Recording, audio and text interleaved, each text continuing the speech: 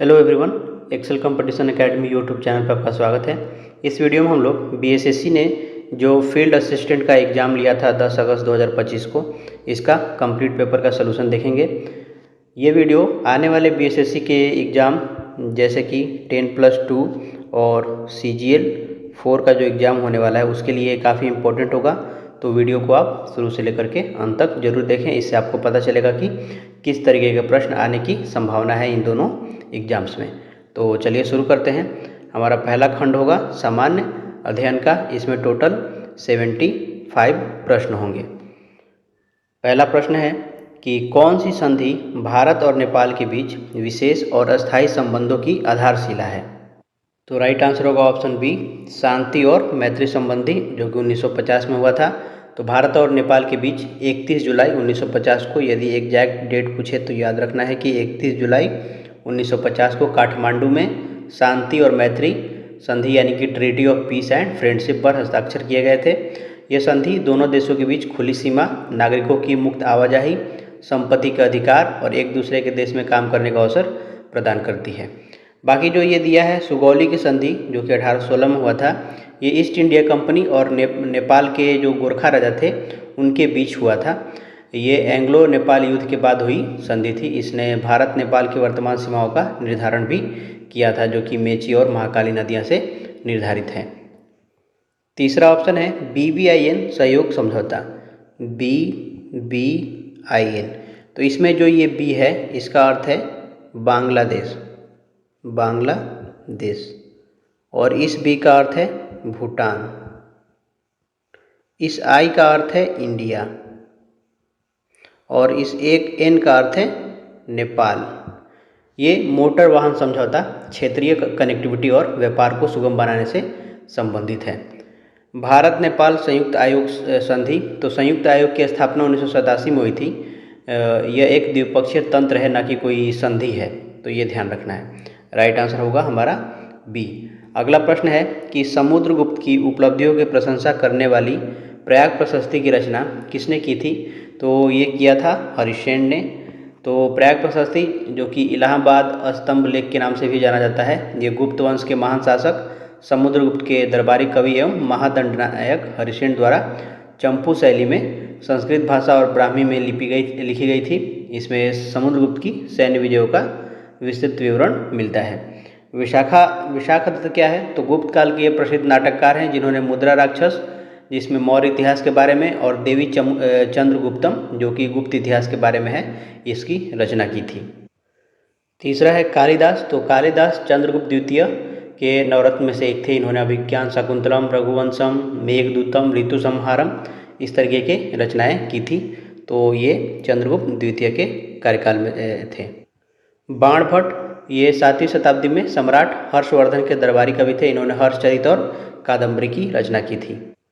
अगला प्रश्न है महापद्मनंद के बारे में निम्नलिखित में से कौन सा कथन सही है। हमें सही कथन ढूंढना है। पहला कथन दिया है उन्होंने नंदवंश की स्थापना की और अपनी आर्थिक शक्ति को दर्शाते हुए सिक्के जारी किए। तो यही कथन हमारा सही है। महापद्मनंद ने शिशुनाग वंश का अंत करके नंद वंश की स्थापना की थी और उनके काल में विशाल धन संपदा और आघात मुद्रा के उपयोग का उल्लेख मिलता है। दूसरा है उन्होंने केवल मगध क्षेत्र पर शासन किया, इसका विस्तार नहीं किया। तो ये गलत है। उन्होंने केवल मगध तक सीमित न रहकर कुरु, पांचाल, काशी, कलिंग आदि राज्यों को जीत करके विशाल साम्राज्य विस्तार किया था। बाकी दोनों भी गलत ही हैं। तो राइट आंसर हमारा हो जाएगा ऑप्शन ए। अगला प्रश्न है कि पुष्यमित्र शुंग द्वारा शासक के रूप में अपनी शक्ति स्थापित करने के लिए किए गए महत्वपूर्ण कार्यों में से एक क्या था। तो ये था अश्वमेध यज्ञ किया। राइट आंसर भी हो जाएगा। तो मौर्य वंश के अंतिम सम्राट बृहद्रथ की हत्या करके 185 ईस्वी पूर्व में पुष्यमित्र शुंग ने शुंग वंश की स्थापना की और अपनी संप्रभुता और शक्ति स्थापित करने के लिए इन्होंने 2 अश्वमेध यज्ञ आयोजित किए थे। अगला प्रश्न है कि 7वें खेलो इंडिया यूथ गेम्स की मेजबानी पहली बार बिहार में की गई, वे अधिकतर किन शहरों में आयोजित किए गए। तो इसका राइट आंसर हो जाएगा ऑप्शन ए, पटना, राजगीर, गया, भागलपुर और बेगूसराय में आयोजित किए गए थे। नेक्स्ट क्वेश्चन है कि किस मंत्रालय ने बेयर फूट टेक्नीशियन परियोजना शुरू की और यह किस उद्देश्य से शुरू की गई थी। तो इसका राइट आंसर हो जाएगा ऑप्शन सी। ग्रामीण विकास मंत्रालय ने ये योजना शुरू की थी और इसका उद्देश्य था मनरेगा कार्य मापन के लिए सिविल इंजीनियरिंग कौशल में चयनित स्थानीय व्यक्तियों को प्रशिक्षण देना। ठीक है, तो राइट आंसर हमारा ऑप्शन सी हो जाएगा। ये सब करंट अफेयर के प्रश्न हैं, इनको याद रखने का भी कोई लॉजिक नहीं है, बस ध्यान में रखना है। अगला प्रश्न है कि बिहार की आधिकारिक भाषाएं कौन सी हैं? तो बिहार की आधिकारिक भाषाएं हैं हिंदी और उर्दू। राइट आंसर हो जाएगा ऑप्शन सी। बिहार की प्रथम आधिकारिक भाषा है हिंदी और 1984 में उर्दू को राज्य की दूसरी आधिकारिक भाषा दर्जा का प्रदान किया गया इसे। ठीक है, उर्दू को 1984 में ये दर्जा दिया गया, ये ध्यान रखना है। अगला प्रश्न है कि 2014 में अपने विघटन तक किस संस्था ने पंचवर्षीय योजनाएं तैयार की? तो इसका राइट आंसर हो जाएगा ऑप्शन डी, योजना आयोग ने। तो भारत में 1951 से पंचवर्षीय योजनाओं को तैयार करने का कार्य योजना आयोग करता था और 15 मार्च 1950 को गठित इस गैर संवैधानिक निकाय को अगस्त 2014 में समाप्त कर दिया गया। नेशनल डेवलपमेंट काउंसिल यानी राष्ट्रीय विकास परिषद, इसकी स्थापना 1952 में की गई थी। इसका जो काम था, योजना आयोग जो भी प्लान बना करके देगा ये उसका अनुमोदन करता था। अगला प्रश्न है कि दिसंबर 2024 में कौन सा खिलाड़ी सबसे कम उम्र का विश्व शतरंज चैंपियन बन गया? तो ये था गुकेश टी। राइट आंसर हो जाएगा ऑप्शन डी। भारत के ग्रैंड मास्टर डी गुकेश यानी डोम्मा राजू गुकेश दिसंबर 2024 में सिंगापुर में आयोजित वर्ल्ड चेस चैंपियनशिप में चीन के डिंग लिरेन को हराकर इतिहास के सबसे कम उम्र के विश्व शतरंज चैंपियन बने। इन्होंने रूस के गैरी कास्परोव का रिकॉर्ड तोड़ा जो 22 वर्ष की उम्र में चैंपियन बने थे। अगला प्रश्न है 2025 दलीप ट्रॉफी में बिहार में जन्मे किस खिलाड़ी को पूर्वी क्षेत्र क्रिकेट टीम का कप्तान नियुक्त किया गया? तो ये है अभिमन्यु ईश्वरन। राइट आंसर हो जाएगा ऑप्शन ए। अगला प्रश्न है कि अप्रैल 2025 में टाइगर ट्रायम्फ अभ्यास के चौथे संस्करण में भारत और किस अन्य देश की सशस्त्र सेनाओं ने पहली बार संयुक्त रूप से भाग लिया? तो राइट आंसर हो जाएगा ऑप्शन बी, संयुक्त राज्य अमेरिका ने भाग लिया था टाइगर ट्रायम्फ में। ये तीनों सेनाओं ने भाग लिया था, थल, जल और नभ यानी आकाश। अगला प्रश्न है 7 मई 2025 को 244 जिलों में आयोजित राष्ट्रव्यापी नागरिक सुरक्षा मॉक ड्रिल ऑपरेशन अभ्यास किस भारतीय संस्था द्वारा आयोजित किया गया था? तो ये किया गया था गृह मंत्रालय के द्वारा। राइट आंसर हो जाएगा ऑप्शन सी। अगला प्रश्न है कि श्रीलंका की विधायी प्रशासनिक राजधानी कौन सी है? तो ये है श्री जयवर्धनेपुरा कोट्टे। राइट आंसर हो जाएगा ऑप्शन बी। तो श्रीलंका की दो राजधानियां हैं, एक श्री जयवर्धनेपुरा कोट्टे इसकी विधायी प्रशासनिक राजधानी है, जबकि कोलंबो इसकी कार्यकारी और न्यायिक राजधानी है। तो याद रखना है कि जो कोलंबो है ये इसकी कार्यकारी और न्यायिक राजधानी है। अगला प्रश्न है कि G20 देश कॉलम ए और उनकी मुद्राएं कॉलम बी का मिलान करना है हमें। कॉलम ए में देश दिया है और इसमें मुद्रा दिया है। पहला है इंडोनेशिया, तो इंडोनेशिया का क्या होगा? इंडोनेशिया का होगा रुपया। Right answer 3। चीन, तो चीन का होगा युआन, इसका हो जाएगा ऑप्शन 2। दक्षिण अफ्रीका, इसका हो जाएगा रेंड, ये हो जाएगा ऑप्शन 4। और मैक्सिको का क्या होता है? पेसो, तो इसका हो जाएगा ऑप्शन 1। तो राइट आंसर ए का 3, बी का 2, सी का 4, डी का 1, ऑप्शन बी हमारा राइट आंसर हो जाएगा। नेक्स्ट क्वेश्चन है किस देश की 3 अलग अलग राजधानियां हैं जो क्रमशः सरकार के कार्यकारी, विधायी और न्यायिक केंद्र के रूप में कार्य करती हैं? तो ये है दक्षिण अफ्रीका। तो दक्षिण अफ्रीका दुनिया का एकमात्र ऐसा देश है जिसकी 3 आधिकारिक राजधानियां हैं। पहला है प्रिटोरिया जो कि कार्यकारी राजधानी है, दूसरा है केप टाउन जो कि विधायी राजधानी है, और तीसरा ब्लोएम फाउंटेन जो कि न्यायिक राजधानी है। तो राइट आंसर दक्षिण अफ्रीका हो जाएगा। मलेशिया की राजधानी क्या है? तो इसकी प्रशासनिक राजधानी पुत्रजया है और संसदीय राजधानी कुआलालंपुर है। इसकी 2 राजधानियां हैं।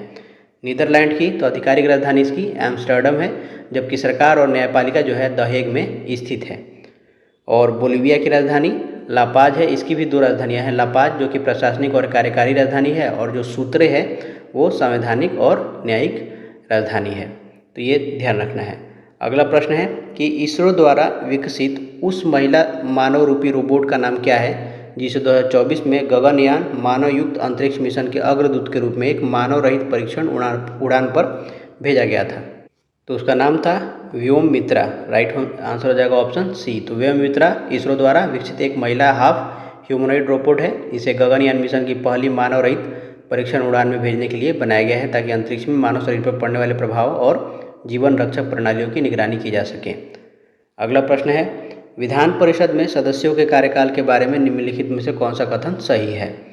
तो पहला कथन है कि इसके 1/3 सदस्य हर दूसरे वर्ष सेवानिवृत्त होते हैं, तो ये कथन बिल्कुल सही है। दूसरा है, सभी सदस्यों का कार्यकाल 10 वर्ष बाद पूरा होता है, तो ये गलत है। इनका कार्यकाल 6 वर्ष होता है, ना कि 10 वर्ष। सभी सदस्यों का चुनाव 5 वर्ष के कार्यकाल के लिए किया जाता है, तो ये भी गलत है, 6 वर्ष होता है। विधान परिषद हर 5 वर्ष में भंग हो जाती है, 6 होगा, ये भी गलत होगा। तो राइट आंसर ए हो जाएगा।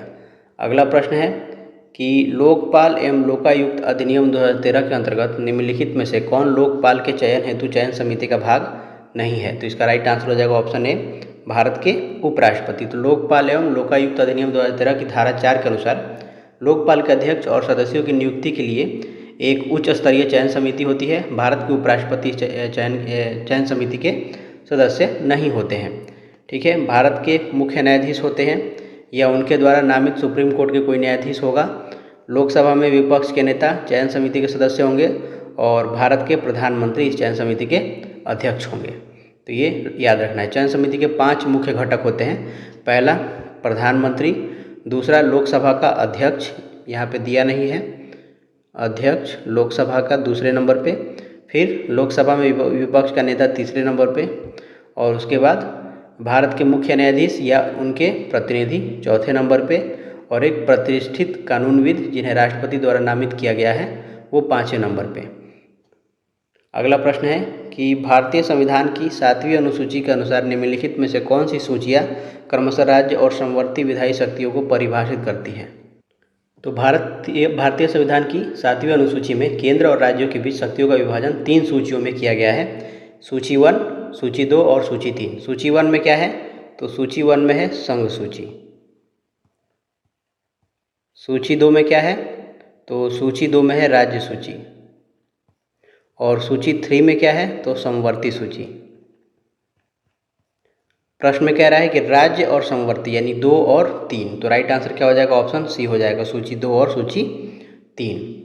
अगला प्रश्न है कि निम्नलिखित में से किस राज्य का एक अभियान है प्यार का पौधा, जिसके अंतर्गत लोगों से अनुरोध किया गया कि कटे हुए फूलों के बजाय जीवित पौधे उपहार में देने चाहिए? तो ये राइट आंसर हो जाएगा ऑप्शन बी, बिहार।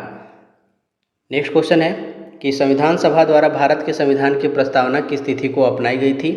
तो इसका राइट आंसर हो जाएगा 26 नवंबर 1949, ऑप्शन बी हो जाएगा।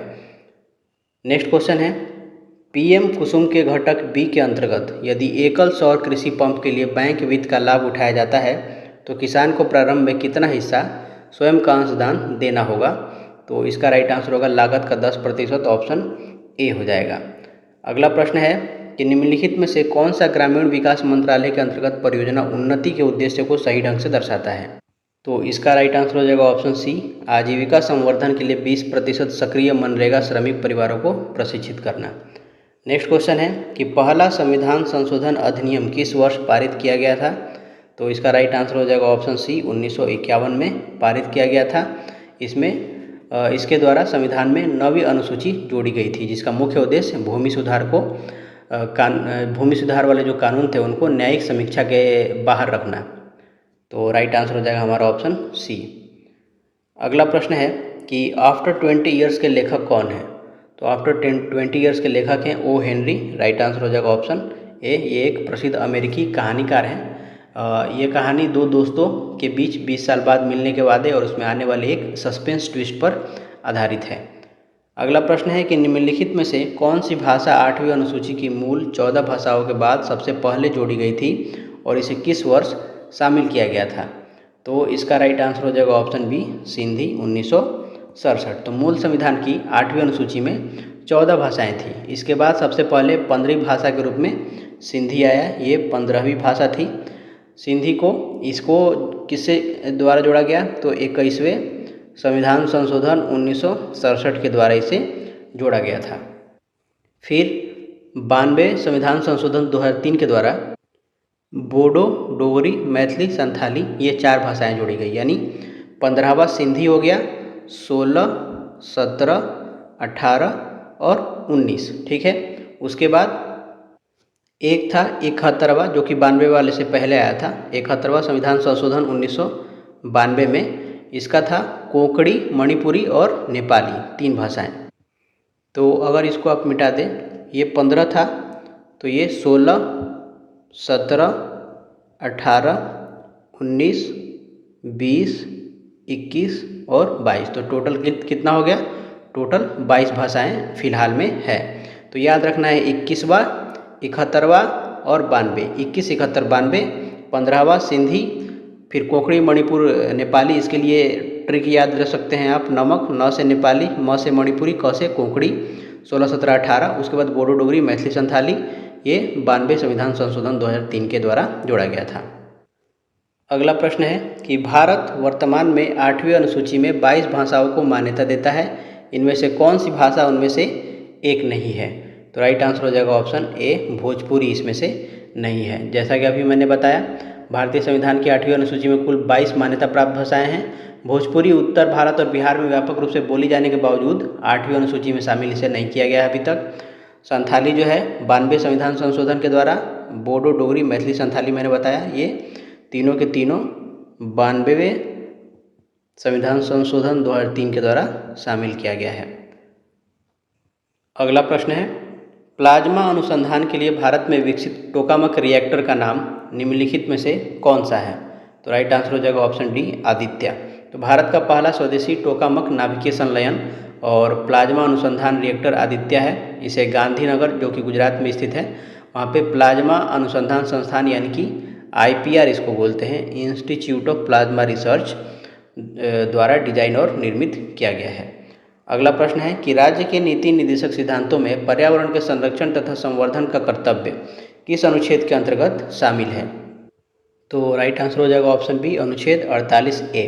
तो संविधान के भाग 4 के तहत अनुच्छेद 48A में प्रावधान है कि राज्य देश के पर्यावरण के संरक्षण तथा संवर्धन का और वनों तथा वन्य जीवों की रक्षा करने का प्रयास करेगा। 39A में क्या है? तो समान न्याय और निःशुल्क कानूनी सहायता। 43A में क्या है? तो उद्योगों के प्रबंधन में कर्मकारों की यानी श्रमिकों की भागीदारी।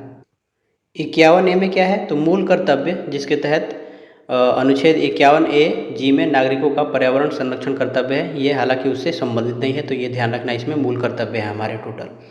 अगला प्रश्न है कि अभिकथन हमें दिया है ए, और दिया है कि संविधान संशोधन विधेयक को संसद के दोनों सदनों द्वारा अलग अलग पारित किया जाना चाहिए।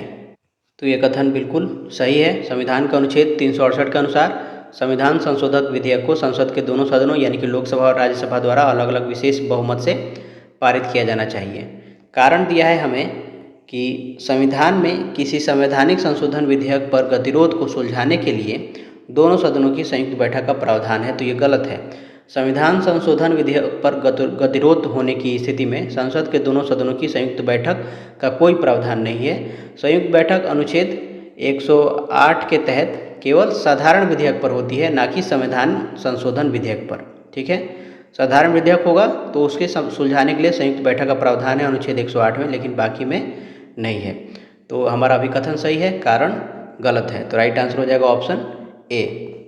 अगला प्रश्न है, अधिकार परीक्षा रिट तब जारी की जाती है जब, इसका राइट आंसर हो जाएगा ऑप्शन सी, जब कोई व्यक्ति बिना कानूनी अधिकार के सार्वजनिक पद धारण करता है। इसको बोलते हैं क्यूओ वारंटो। इसका अर्थ होता है कि आपका क्या प्राधिकार है, यानी किस अधिकार से। तो यह रिट न्यायालय द्वारा किसी व्यक्ति को सार्वजनिक पद पर अवैध रूप से आसीन होने से रोकने के लिए जारी की जाती है। यदि यह पाया जाता है कि व्यक्ति का उस पद पर कानूनी दावा नहीं है तो उसे उस पद से हटा दिया जाता है। अगला प्रश्न देखिए, भारतीय रुपए के प्रतीक के बारे में निम्नलिखित में से कौन सा कथन सही है? पहला कथन हमें दिया है कि यह प्रतीक देवनागरी आर और रोमन आर को एकीकृत करता है, तो यह कथन सही है। भारतीय रुपए का जो प्रतीक है ऐसे, तो आप ध्यान से देखेंगे तो इसमें आर है और ऊपर र है, तो मतलब र भी है और इसको यहाँ से काटने के बाद क्या मिलेगा, हमें आर मिलेगा।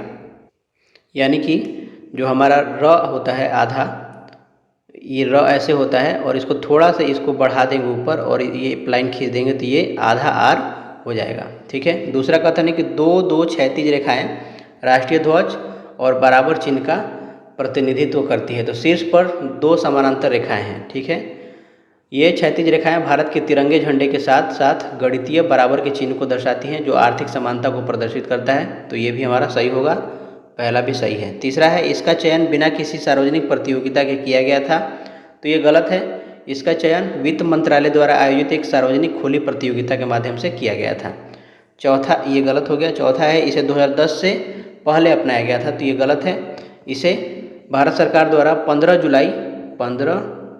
जुलाई 2010 को अपनाया गया था, 10 से पहले नहीं। तो राइट आंसर हो जाएगा 1 और 2 हमारा केवल सही है, ऑप्शन डी हो जाएगा हमारा राइट आंसर। नेक्स्ट क्वेश्चन है कि किस संगठन ने भारत की पहली फ्रेंचाइज आधारित शूटिंग लीग ऑफ इंडिया शुरू करने की घोषणा की है। तो इसका राइट आंसर होगा ऑप्शन बी, भारतीय राष्ट्रीय राइफल संघ ने। नेक्स्ट क्वेश्चन है कि विक्रमशिला एक महत्वपूर्ण मध्ययुगीन बौद्ध विश्वविद्यालय बिहार में किस पाल सम्राट द्वारा स्थापित किया गया था। तो राइट आंसर हो जाएगा ऑप्शन डी, धर्मपाल के द्वारा स्थापित किया गया था। कहाँ पे? तो बिहार के भागलपुर जिले में किया गया था। यह नालंदा विश्वविद्यालय का एक प्रमुख समकालीन और बौद्ध वज्रयान शाखा का बड़ा केंद्र था। ये भी ध्यान रखना है कि विक्रमशिला किससे संबंधित है, तो वज्रयान शाखा से संबंधित है। ये कभी कभी पूछ देता है। इसके साथ साथ आप एक कोड भी याद रख लीजिए, ओगो नाकू विधर्म। इसका मतलब क्या है? तो ओ से है ओदंतपुरी विश्वविद्यालय। इसकी स्थापना किसने की है? तो गोपाल ने। फिर ना से नालंदा की स्थापना किसने की है? तो कुमारगुप्त ने, कुमारगुप्त। और वी से विक्रमशिला, और इसकी स्थापना किसने की है? तो धर्मपाल ने की है। तो ये तीनों हमेशा पूछता रहता है, तो कन्फ्यूजन दूर करने के लिए आप किसको याद रख लेना है? ओगो नाकू विधर्म, ओ से उदंतपुरी, गो से गोपाल, ना से नालंदा, कु से कुमारगुप्त, वी से विधर्म यानी विक्रमशिला, और धर्म से धर्मपाल। अगला प्रश्न है कि बिहार को पहली बार किस वर्ष बंगाल प्रेसिडेंसी से अलग करके एक पृथक प्रांत बनाया गया था? तो राइट आंसर हो जाएगा ऑप्शन ए, 1912। तो 12 दिसंबर 1911 को दिल्ली दरबार में सम्राट जॉर्ज पंचम ने बंगाल विभाजन को रद्द करते हुए बिहार और उड़ीसा को बंगाल से अलग करने की घोषणा की। इसके बाद 22 मार्च 1912 को बिहार और उड़ीसा नाम से एक नया प्रांत औपचारिक रूप से अस्तित्व में आया था। अगला प्रश्न है कि बारानाजा नामक पारंपरिक मिश्रित फसल प्रणाली, जिसमें 12 विभिन्न फसलों की एक साथ खेती शामिल है, किस भारतीय राज्य में ये प्रचलित है? तो राइट आंसर हो जाएगा ऑप्शन ए, उत्तराखंड में। तो उत्तराखंड के गढ़वाल हिमालयी क्षेत्र की एक पारंपरिक वर्षा आधारित मिश्रित कृषि प्रणाली है ये। बारानाजा का अर्थ होता है 12 अनाज। इसमें एक ही खेत में एक साथ 12 अलग अलग फसलें उगाई जाती हैं, जो जैव विविधता और खाद्य सुरक्षा सुनिश्चित करती हैं। अगला प्रश्न है कि ग्राम सभा के लिए निम्नलिखित में से कौन सा कथन गलत है? तो राइट आंसर हो जाएगा ऑप्शन पहला, देखिए, यह पंचायती राज व्यवस्था में एकमात्र अस्थायी इकाई है। तो ये कथन बिल्कुल सही है। दूसरा है, इसका गठन 5 वर्ष की एक निश्चित अवधि के लिए किया जाता है। तो ये कथन गलत है, क्योंकि ग्राम सभा एक अस्थायी निकाय है, इसका कभी विघटन नहीं होता है और न ही इसकी कोई 5 वर्ष की निश्चित अवधि होती है। यदि ग्राम पंचायत पूछता तो उसका कार्यकाल 5 वर्ष हो जाता है, लेकिन ग्राम सभा नहीं, ठीक है। इसके प्रतिनिधि निर्वाचित नहीं होते हैं। तो ये बिल्कुल सही है। ग्राम सभा में गांव के सभी पंजीकृत मतदाता स्वयं सदस्य होते हैं, वे किसी पद पर चुने नहीं जाते हैं। इसकी शक्तियां और कार्य राज्य विधानमंडल द्वारा कानून द्वारा निर्धारित किए जाते हैं।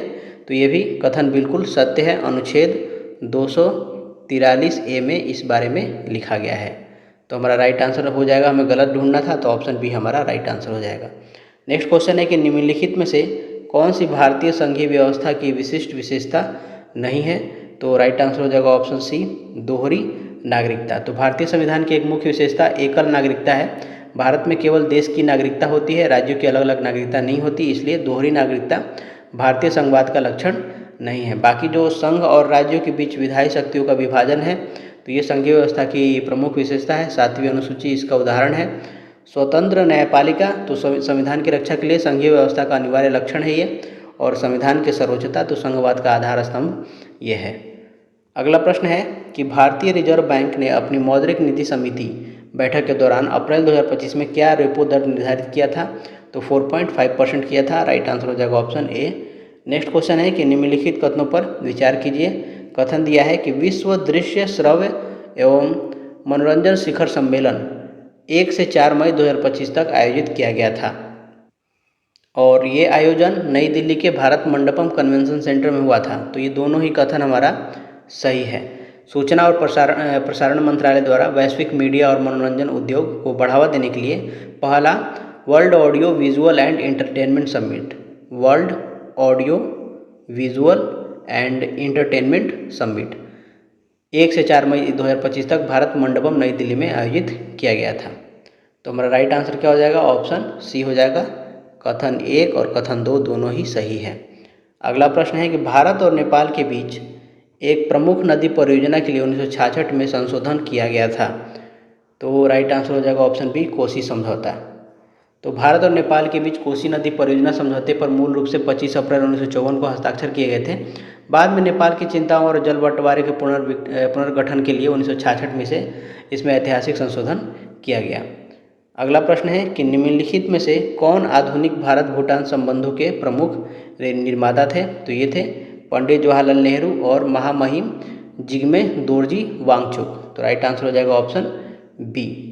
नेक्स्ट क्वेश्चन है कि विंबलडन 2025 में पुरुष एकल का खिताब किसने जीता है? तो ये कार्लोस अल्काराज ने जीता है। राइट आंसर हो जाएगा ऑप्शन डी।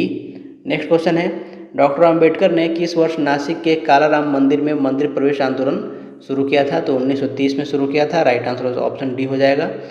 यानी ये जो एग्जैक्ट डेट है 3 मार्च 1930 है। 3 मार्च 1930 को BR अम्बेडकर ने महाराष्ट्र के नासिक में स्थित कालाराम मंदिर में अछूतों या दलितों के प्रवेश के अधिकार के लिए ऐतिहासिक कालाराम मंदिर प्रवेश सत्याग्रह शुरू किया था। अगला प्रश्न है कि महात्मा गांधी के नेतृत्व में ऐतिहासिक दांडी यात्रा किस तिथि को शुरू की गई थी? तो ये शुरू किया गया था 12 मार्च 1930 को। राइट आंसर हो जाएगा ऑप्शन ए।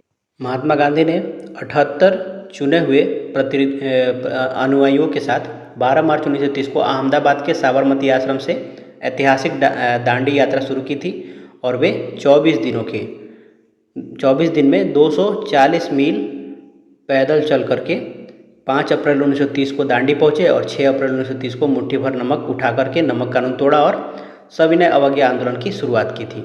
ये 24 दिन एक बार BPSC में पूछा जा चुका है, तो ये भी याद रखना है। 12 मार्च से लेकर के 5 अप्रैल तक पहुँचे और 6 अप्रैल को नमक कानून तोड़ा, नमक बना करके। अगला प्रश्न है वायु प्रदूषण के संबंध में निम्नलिखित कथनों पर विचार कीजिए। पहला कथन दिया है कणिकीय पदार्थ यानी पार्टिकुलेट मैटर 2.5 फेफड़ों में गहराई तक प्रवेश कर सकते हैं और श्वसन संबंधी समस्याएं पैदा कर सकते हैं। तो ये सही है। PM 2.5 इतने सूक्ष्म होते हैं कि वे श्वास के माध्यम से फेफड़ों में गहराई तक प्रवेश कर रक्त प्रवाह में शामिल हो जाते हैं और श्वसन व हृदय संबंधी गंभीर बीमारियां पैदा करते हैं। 2.5 यहाँ पे जो है इसका ये डायमीटर है। डायमीटर कितना है? 2.5 माइक्रोन मीटर। माइक्रोन कितना होता है? 10⁻⁻6 मीटर होता है। यानी 2.5 इतना छोटा है ये, और ये हमारे शरीर में घुल जाते हैं, मतलब मिल जाते हैं जा करके। दूसरा है कार्बन मोनोऑक्साइड एक रंगहीन गंधहीन गैस है जो रक्त की ऑक्सीजन वहन क्षमता को कम करती है। तो ये भी सही है। कार्बन मोनोऑक्साइड एक रंगहीन गंधहीन और जहरीली गैस है। ये रक्त में हीमोग्लोबिन से जुड़ करके कार्बोक्सी हीमोग्लोबिन बनाती है जिससे रक्त की ऑक्सीजन परिवहन करने की क्षमता घट जाती है। तीसरा है सल्फर डाइऑक्साइड मुख्यतः ज्वालामुखी विस्फोटों से उत्सर्जित होती है। तो ये कथन गलत है।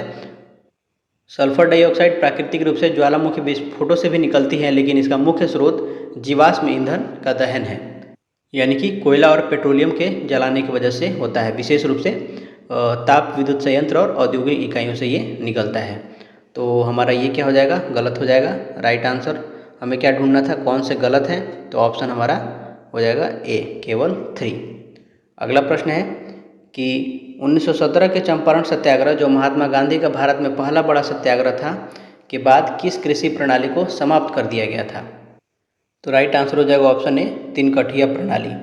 चंपारण में यूरोपीय नील बागान मालिकों द्वारा 3 कठिया प्रणाली लागू किया गया था। इसके तहत किसानों को अपनी जमीन के 3/20वें हिस्से यानी प्रति बीघा 3 कट्ठा, 20 कट्ठा मिलाकर के कितना होता है बिहार में?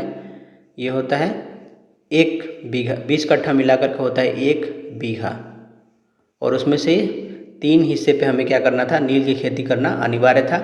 1917 में चंपारण के सत्याग्रह और चंपारण कृषि समिति की सिफारिश के बाद इसे समाप्त कर दिया गया। बाकी जो रैयतवाड़ी प्रणाली है ये थॉमस मुनरो और कैप्टन रीड द्वारा 1820 में मद्रास बॉम्बे में शुरू किया गया था। ये किसान के लगान से वसूली से संबंधित है। ये महालवाड़ी प्रणाली जो है ये हॉल्ट मैकेंजी द्वारा 1822 में उत्तर पश्चिम पंजाब प्रांत में लागू किया गया था। अस्थाई बंदोबस्त 1793 में लॉर्ड कॉर्नवालिस द्वारा बंगाल, बिहार और उड़ीसा में शुरू किया गया जमींदारी व्यवस्था का ये एक रूप था। अगला प्रश्न है, अभिकथन दिया है, तृतीयक क्षेत्र में केवल वे गतिविधियां शामिल है जो सीधे तौर पर वस्तुओं के उत्पादन में मदद करती हैं। तो ये गलत है। तृतीयक क्षेत्र जिसे हम सेवा क्षेत्र कहते हैं, इसमें वे गतिविधियां शामिल है जो सेवाओं का उत्पादन करते हैं, न कि सीधे तौर पर वस्तुओं का। यह प्राथमिक और द्वितीयक क्षेत्र के विकास में सहायता करता है। तो ये गलत हो गया। दूसरा है, कारण दिया है कि तृतीयक क्षेत्र की कुछ सेवाएं जैसे शिक्षण और चिकित्सा सेवाएं सीधे तौर पर वस्तुओं के उत्पादन में सहायक नहीं होती है। तो ये कथन बिल्कुल सही है। तृतीयक क्षेत्र की कई सेवाएं जैसे कि शिक्षक, डॉक्टर, वकील, बैंक कर्मचारी प्रत्यक्ष रूप से किसी भौतिक वस्तु का निर्माण नहीं करते बल्कि सेवाएं प्रदान करते हैं। तो राइट आंसर क्या होगा कि हमारा ए जो है वो गलत है, परंतु कारण जो आर है वो सही है। ऑप्शन सी हो जाएगा राइट आंसर। अगला प्रश्न है कि भारत के पाइराइट भंडार का लगभग 95% हिस्सा बिहार में है। बिहार में पाइराइट का खनन मुख्यतः कहाँ पे होता है? तो ये होता है रोहतास में। राइट आंसर हो जाएगा ऑप्शन ए। ये भी बीपीएससी के 71 में इसे पूछा गया था कि 95% हिस्सा पाइराइट का, तो ये रोहतास में होता है। बिहार में इसका मुख्य खनन क्षेत्र रोहतास जिले के आमझोर में स्थित है। आमझोर या आमझोर।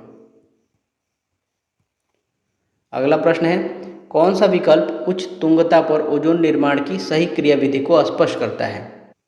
तो राइट आंसर हो जाएगा ऑप्शन सी। पराबैंगनी किरणें ऑक्सीजन अणुओं को तोड़ देती हैं और मुक्त परमाणु ऑक्सीजन के साथ मिलकर के ओजोन बनाते हैं। तो समताप मंडल में उच्च ऊर्जा वाली पराबैंगनी विकिरण आणविक ऑक्सीजन को तोड़ करके स्वतंत्र ऑक्सीजन परमाणु में विभाजित कर देती हैं और इसके बाद यह मुक्त ऑक्सीजन परमाणु किसी दूसरे आणविक ऑक्सीजन के साथ जुड़ करके ओजोन का निर्माण करता है। इसको समझने के लिए ऐसे समझिए कि ये ऑक्सीजन है, इस पे अल्ट्रावायलेट रे पड़ेगा तो ये टूट जाता है सिंगल ऑक्सीजन में और ये बहुत ही ज़्यादा अभिक्रियाशील होता है सिंगल ऑक्सीजन।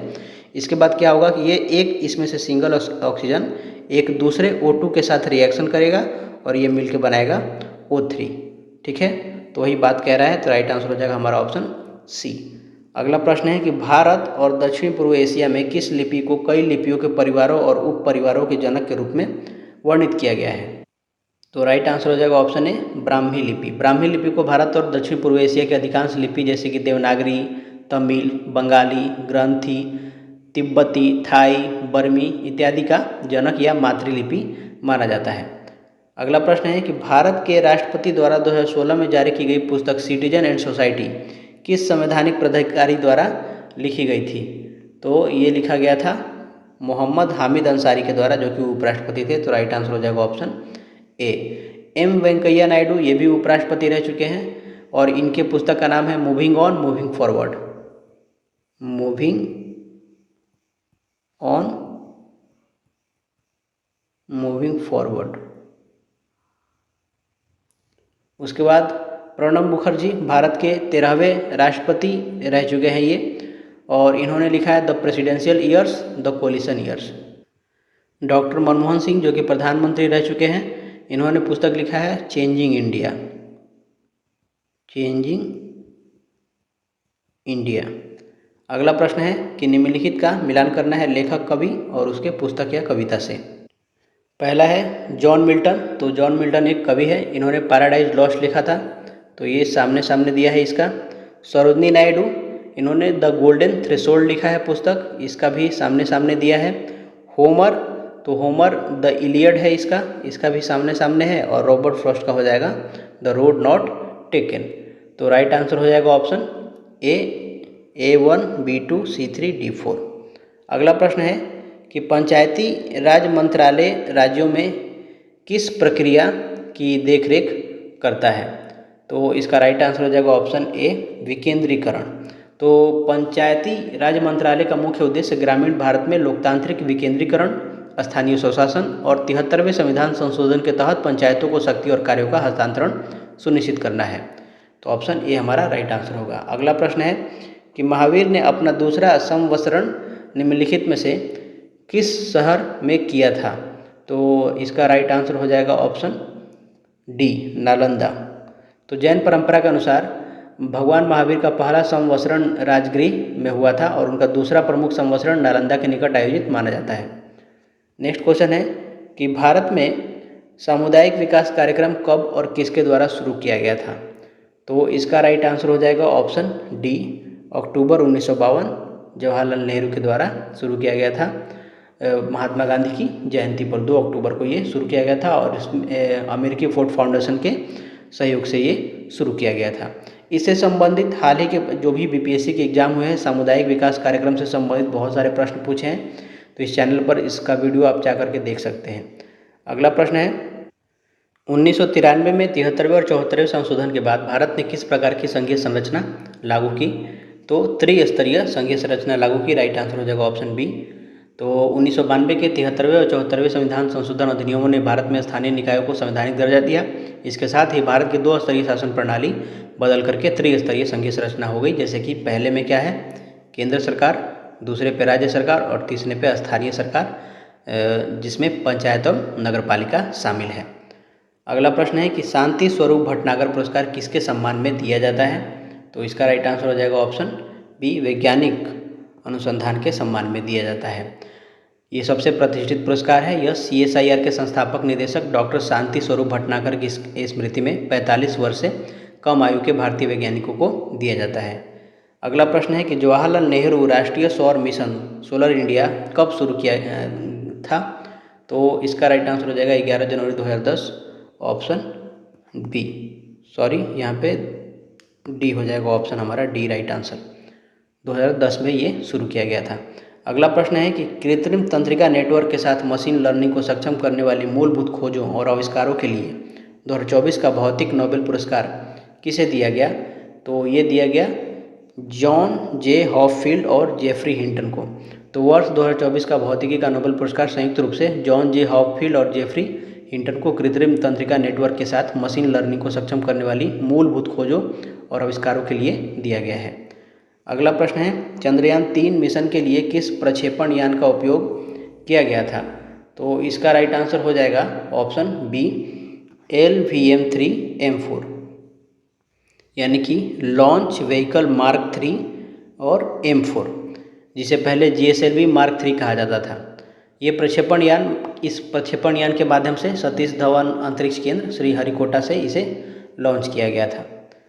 अगला प्रश्न है कि 1976 में राष्ट्र के प्रति उनकी असाधारण सेवा के लिए मरणोपरांत भारत रत्न से किसको सम्मानित किया गया था? तो इसका राइट आंसर हो जाएगा ऑप्शन डी, कुमार स्वामी कामराज को।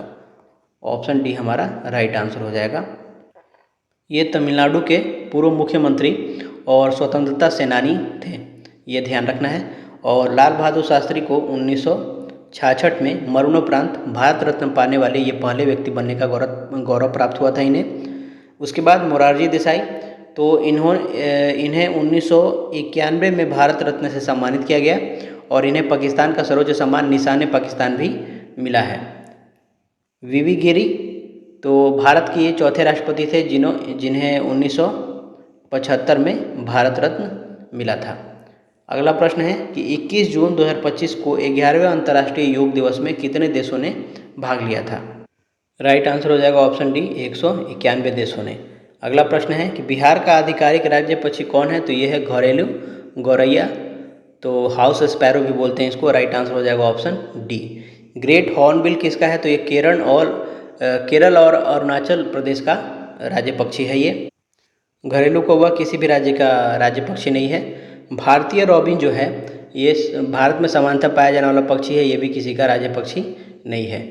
ये बिहार का और दिल्ली का दोनों का आधिकारिक राज्य पक्षी है घरेलू गौरैया। अगला प्रश्न है भारत का पहला राष्ट्रीय अंतरिक्ष दिवस 23 अगस्त 2024 को किस ऐतिहासिक उपलब्धि के उपलक्ष्य में मनाया गया? तो इसका राइट आंसर हो जाएगा ऑप्शन सी, चंद्रयान 3 का चंद्रमा पर सफल लैंडिंग। अगला प्रश्न है, फरवरी 2025 में प्रधानमंत्री मोदी ने फ्रांस के राष्ट्रपति के साथ किस शिखर सम्मेलन की सह अध्यक्षता की? तो इसका राइट आंसर हो जाएगा ऑप्शन बी, AI शिखर सम्मेलन की। ये करंट अफेयर्स पुराना है, इसको इसलिए ध्यान से याद रखना कोई ज़रूरी नहीं है, इसलिए हम तेज़ी से चल रहे हैं आगे। 14 मई 2025 को भारत के 52वें मुख्य न्यायाधीश के रूप में किसने पदभार ग्रहण किया था? तो ये थे रामकृष्ण गवई यानी BR गवई, भूषण रामकृष्ण गवई। तो राइट आंसर हमारा हो जाएगा ऑप्शन डी, BR गवई। अगला प्रश्न है, निम्नलिखित में से कौन सा पृथ्वी के परतों के सबसे भीतरी से सबसे बाहरी क्रम को सही ढंग से दर्शाता है? भीतर से बाहर की ओर हमें जाना है, तो सबसे भीतर क्या है? क्रोड है।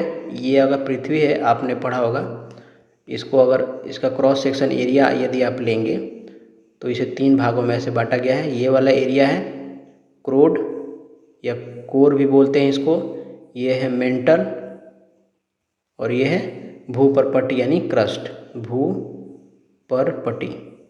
ठीक है, तो सबसे भीतर वाला कौन है? क्रोड होगा, उसके बाद मेंटल होगा ये, उसके बाद भूपरपट्टी। तो राइट आंसर हो गया ऑप्शन सी।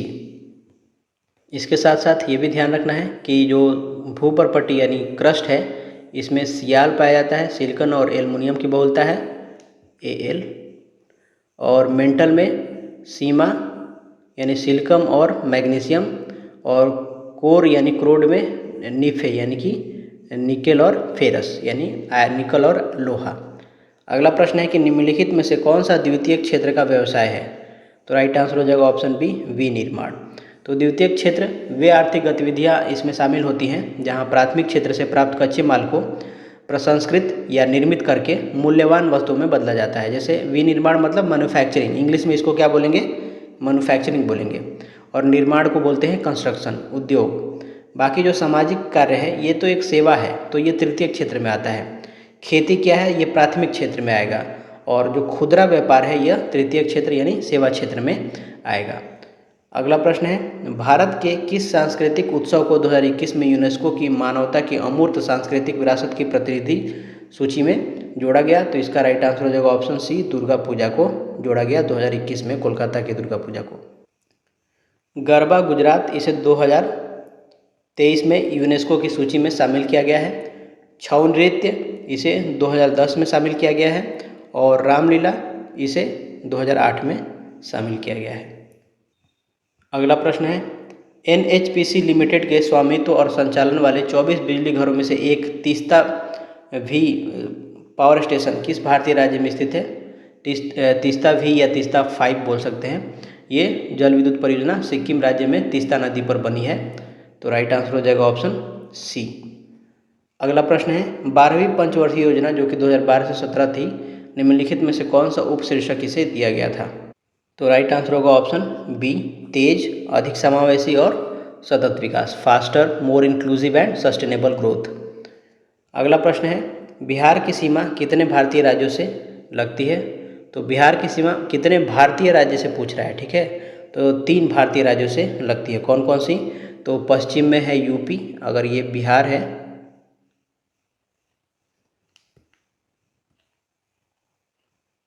ठीक है, ये यूपी हो गया पश्चिम में इसके, और दक्षिण में इधर झारखंड हो जाएगा, और पश्चिम में वेस्ट बंगाल, पूरब में वेस्ट बंगाल हो जाएगा। इधर क्या होगा?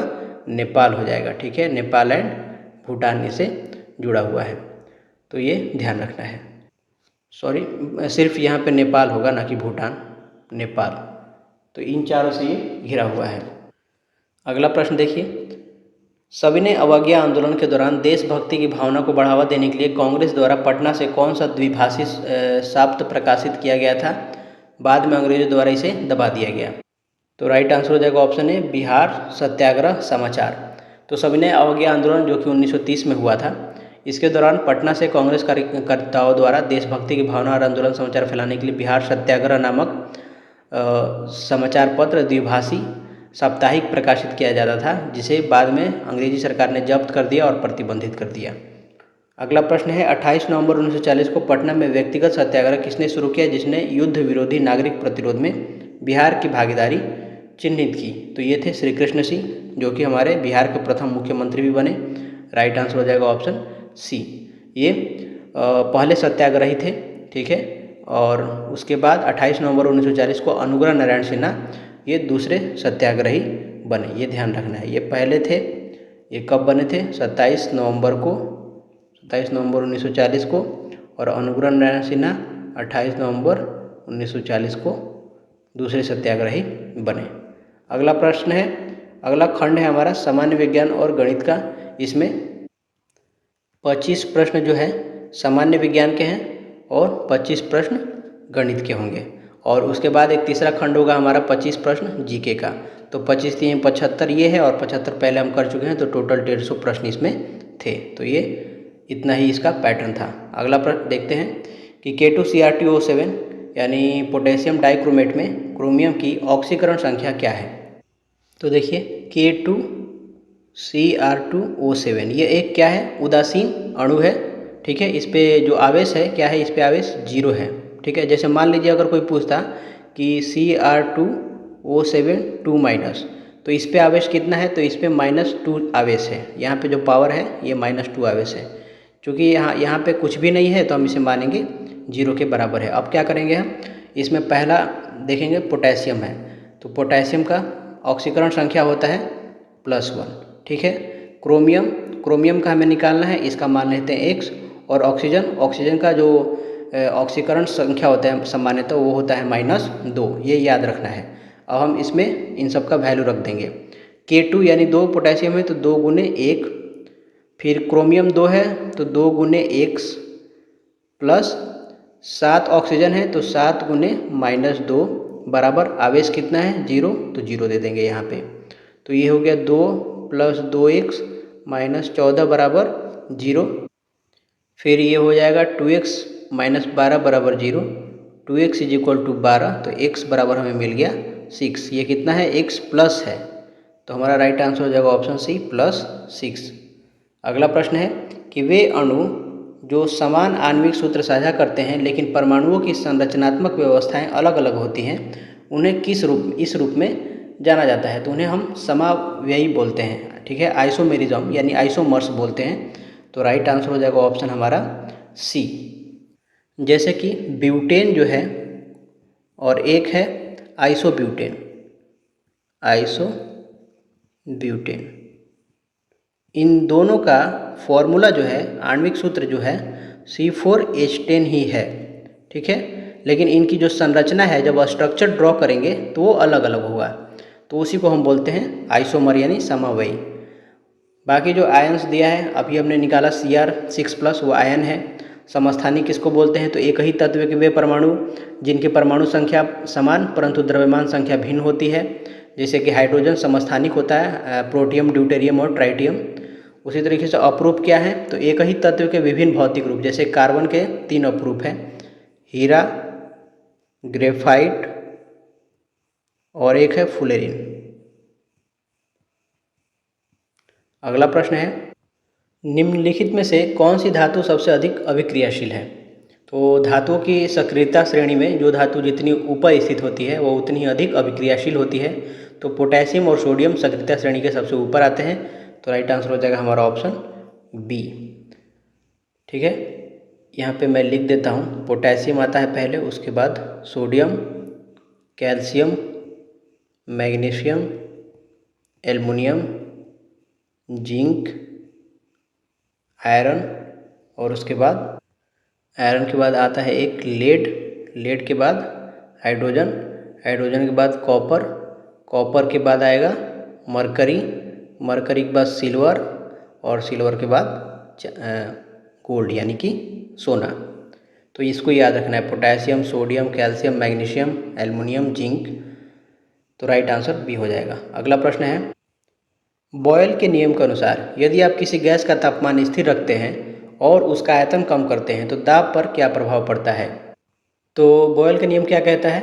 इस स्थिर तापमान पर किसी गैस की निश्चित मात्रा का आयतन उसके दाब के व्युत्क्रमानुपाती होता है, यानी कि P is inversely proportional to V।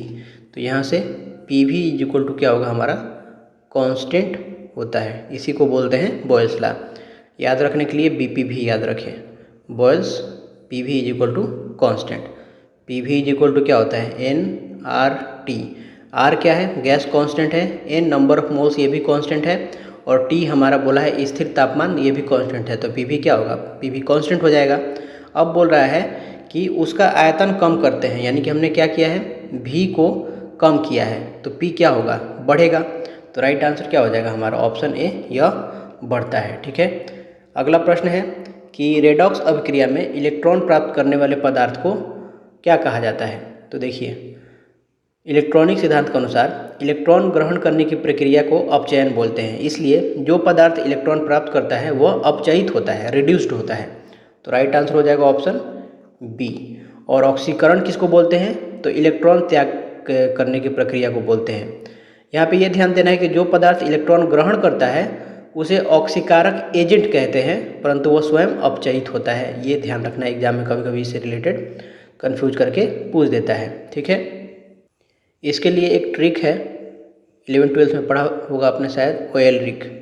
तो oxidation is loss of electron, reduction is gain of electron. ठीक है, इसको याद रखने के लिए ऐसा ट्रिक याद रख सकते हैं, यानी loss of electron oxidation, gain of electron reduction.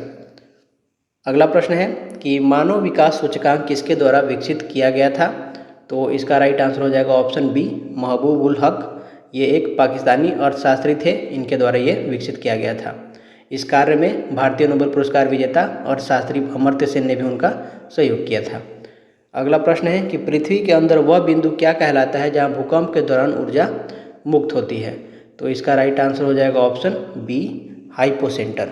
तो पृथ्वी के भीतर वह वास्तविक स्थान जहाँ से भूकंप की शुरुआत होती है और ऊर्जा मुक्त होती है उसे भूकंप केंद्र या हाइपोसेंटर कहा जाता है। ठीक है, अधिक केंद्र किसको बोलते हैं, एपी सेंटर इसको इंग्लिश में बोलते हैं। तो हाइपोसेंटर के ठीक ऊपर भूपर्पटी पर स्थित वह बिंदु जहाँ भूकंपीय तरंगे सबसे पहले पहुँचती है। और हाइपोसेंटर क्या है, तो पृथ्वी की गहराई में स्थित उद्गम बिंदु है। जैसे मान लीजिए कि ये पृथ्वी है हमारा, ठीक है, और ये वाला भाग हमारा क्या है, क्रस्ट है। यहाँ पे कोई भूकंप का मान लीजिए प्लेट टकराई है आपस में, यहाँ से भूकंप का केंद्र बना है, इसको बोलेंगे फोकस। फोकस मतलब हाइपोसेंटर। फिर यहाँ से जो तरंगे निकलेंगी ये आके मान लीजिए यहाँ पे सरफेस पे टकरा रही हैं पहली बार, इसको बोलेंगे अधिकेंद्र यानी कि एपी सेंटर। ठीक है, और भूकंपीय क्षेत्र क्या है, तो वह भौगोलिक क्षेत्र जहाँ भूकंप आने का जोखिम अधिक होता है। और दोष लाइन यानी फॉल्ट लाइन बोलते हैं, तो ये पृथ्वी के चट्टानों में बनी हुआ दरार जिसका अनुदिश संचलन में भूकंप आते हैं उसको बोलते हैं। अगला प्रश्न है, सतह पर या भूपर्पटी के भीतर लावा के ठंडा होने और जमने से बनने वाली चट्टानों को क्या कहा जाता है। तो आग्नेय चट्टान बोलते हैं। राइट आंसर हो जाएगा ऑप्शन ए। तो मैग्मा जो पृथ्वी के भीतर होता है उसको मैग्मा बोलते हैं, और पृथ्वी की जब सतह पर आता है तो उसे हम लावा बोलते हैं। इन दोनों के ठंडे होने और जमने पर ठोस होने से आग्नेय चट्टान का निर्माण होता है। इन्हें प्राथमिक चट्टान भी कहा जाता है, जैसे कि बेसाल्ट है, ये आग्नेय चट्टान है। उसी तरीके से ग्रेनाइट जो है ये भी आग्नेय चट्टान है। बाकी जो अवसादी चट्टानें हैं तो खनिज व अवसादों के परतों में जमाव से निर्मित होता है, जैसे कि बलुआ पत्थर और चूना पत्थर। ये क्या है, अवसादी चट्टान है, चूना पत्थर और बलुआ पत्थर। रूपांतरित चट्टानें क्या हैं, तो अत्यधिक ताप और दाब के कारण आग्नेय या अवसादी चट्टानों के भौतिक या रासायनिक परिवर्तन से ये निर्मित होते हैं, जैसे कि संगमरमर जो है चूना पत्थर से बनता है, संगमरमर और क्वार्टजाइट। जीवाश्म चट्टानें तो मुख्य रूप से अवसादी चट्टानें जिनमें जीवाश्म पाए जाते हैं उन्हीं को जीवाश्म चट्टानें कहा जाता है। अगला प्रश्न है, किसी ग्रह या तारे जैसे खगोलीय पिंड के गुरुत्वाकर्षण खिंचाव से मुक्त होने के लिए किसी वस्तु की न्यूनतम गति क्या कहलाती है। तो इसे पलायन वेग बोलते हैं। ठीक है, यानी कि वह न्यूनतम वेग है जिसे किसी पिंड को फेंकने पर वह ग्रह के गुरुत्वाकर्षण क्षेत्र को पार कर जाता है और वापस कभी लौट कर नहीं आता है।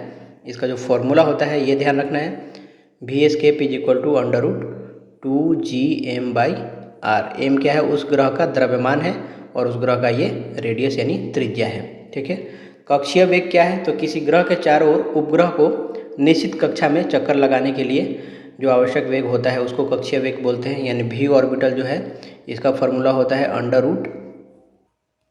√gm/r, या कहीं कहीं इसको लिखा रहता है gr। ठीक है, सीमांत वेग टर्मिनल वेलोसिटी है, ये किसी सघन माध्यम में गिरते समय वस्तु द्वारा प्राप्त किया गया अधिकतम स्थिर वेग को बोलते हैं टर्मिनल वेलोसिटी। और मुक्त पतन वेग क्या है, तो केवल गुरुत्वाकर्षण बल के प्रभाव में नीचे गिरती वस्तु का वेग है ये। इसके साथ साथ ये भी ध्यान रखना है, पृथ्वी का क्या होता है 11.2 किलोमीटर पर सेकंड होता है एस्केप वेलोसिटी, और चंद्रमा का है 2.38 किलोमीटर पर सेकेंड। तो ये दोनों ध्यान रखना है। अगला प्रश्न है, समजातीय अंगों की उपस्थिति इंगित करती है। पहले समझिए, समजातीय अंग यानी होमोलोगस ऑर्गन किसको कहते हैं, तो वे अंग जिनकी मूल आंतरिक संरचना और उत्पत्ति समान होती है, लेकिन विभिन्न वातावरणों में अनुकूलन के कारण उनके कार्य अलग अलग होते हैं। जैसे कि मनुष्य का हाथ, चमगादड़ के पंख और सील के फ्लिपर, ये क्या है, इनकी मूल आंतरिक संरचना और उत्पत्ति समान है। ये तीनों के तीनों जो उदाहरण मैंने दिए ये हाथ के उदाहरण हैं। चमगादड़ के जो पंख है वो उसका हाथ है, सील का फ्लिपर भी उसका हाथ है, और मनुष्य का तो जो हाथ है वो हाथ है ही। तो ये तीनों की आंतरिक संरचना सेम है, लेकिन वातावरण में अनुकूलन के कारण इनका कार्य अलग अलग हो गया है। मनुष्य हाथ का प्रयोग अलग अलग कामों में करता है, चमगादड़ अपने हाथ यानी पंख का प्रयोग उड़ने के लिए, और सील का जो फ्लिपर है वो तैरने के लिए। तो ये ध्यान रखना है, यानी समजातीय अंग में क्या होता है, उत्पत्ति समान होती है, कार्य अलग होता है। ठीक है, और इसको अपसारी विकास बोला जाता है। ठीक है, डाइवर्जेंट इवोल्यूशन इसको बोलते हैं। तो राइट आंसर हो जाएगा ऑप्शन ए। अपसारी विकास को किसको बोलते हैं, ये स्पष्ट हो गया है आपका। एक होता है अभिसारी विकास यानी कन्वर्जेंट, तो ये समरूप अंग में होता है। समजातीय अंग हमने समझा दिया, एक होता है समरूप अंग। तो समरूप अंग में क्या होता है कि समान कार्य हेतु समान अंगों का विकास होता है। ठीक है, जैसे तितली और पक्षी के पंख, इनका उत्पत्ति जो है अलग अलग है, लेकिन काम दोनों का सेम ही है, दोनों प्रयोग करते हैं उड़ने के लिए। इसको बोलते हैं कन्वर्जेंट इवोल्यूशन यानी अभिसरण विकास। अगला प्रश्न है कि हिमालय नदी तंत्र के संबंध में गलत युग्म की पहचान करना है। पहला है चिनाब, तो चंद्रा और भागा के मिलने से टांडी में बनती है। तो यह लाहौल स्पीति में चंद्रा और भागा दो धाराओं के टांडी में मिलने से बनती है, यह कथन बिल्कुल सही है। रावी हिमाचल में उत्पन्न होती है, देवप्रयाग के पास गंगा में मिलती है, तो यह गलत है। यह सिंधु नदी तंत्र का हिस्सा है, ना कि गंगा का, तो गंगा में ये नहीं मिलती है, ये गलत हो गया। यही हमें पहचान करना था, राइट आंसर बी हो जाएगा। झेलम वेरीनाग से निकलती है और वुलर झील से होकर के बहती है, कथन बिल्कुल सही है। ये जम्मू कश्मीर के वेरीनाग झरने से निकलती है और श्रीनगर व वुलर झील से होकर के बहती है।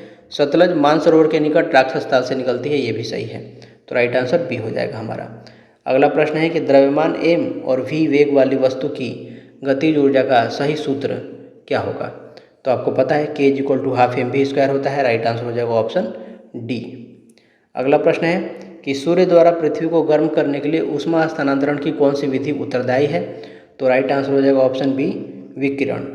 तो ऊष्मा स्थानांतरण की वह विधि जिसमें किसी भौतिक माध्यम की आवश्यकता नहीं होती और ऊष्मा विद्युत चुंबकीय तरंगों के रूप में कार्य करती है, उसे विकिरण कहते हैं।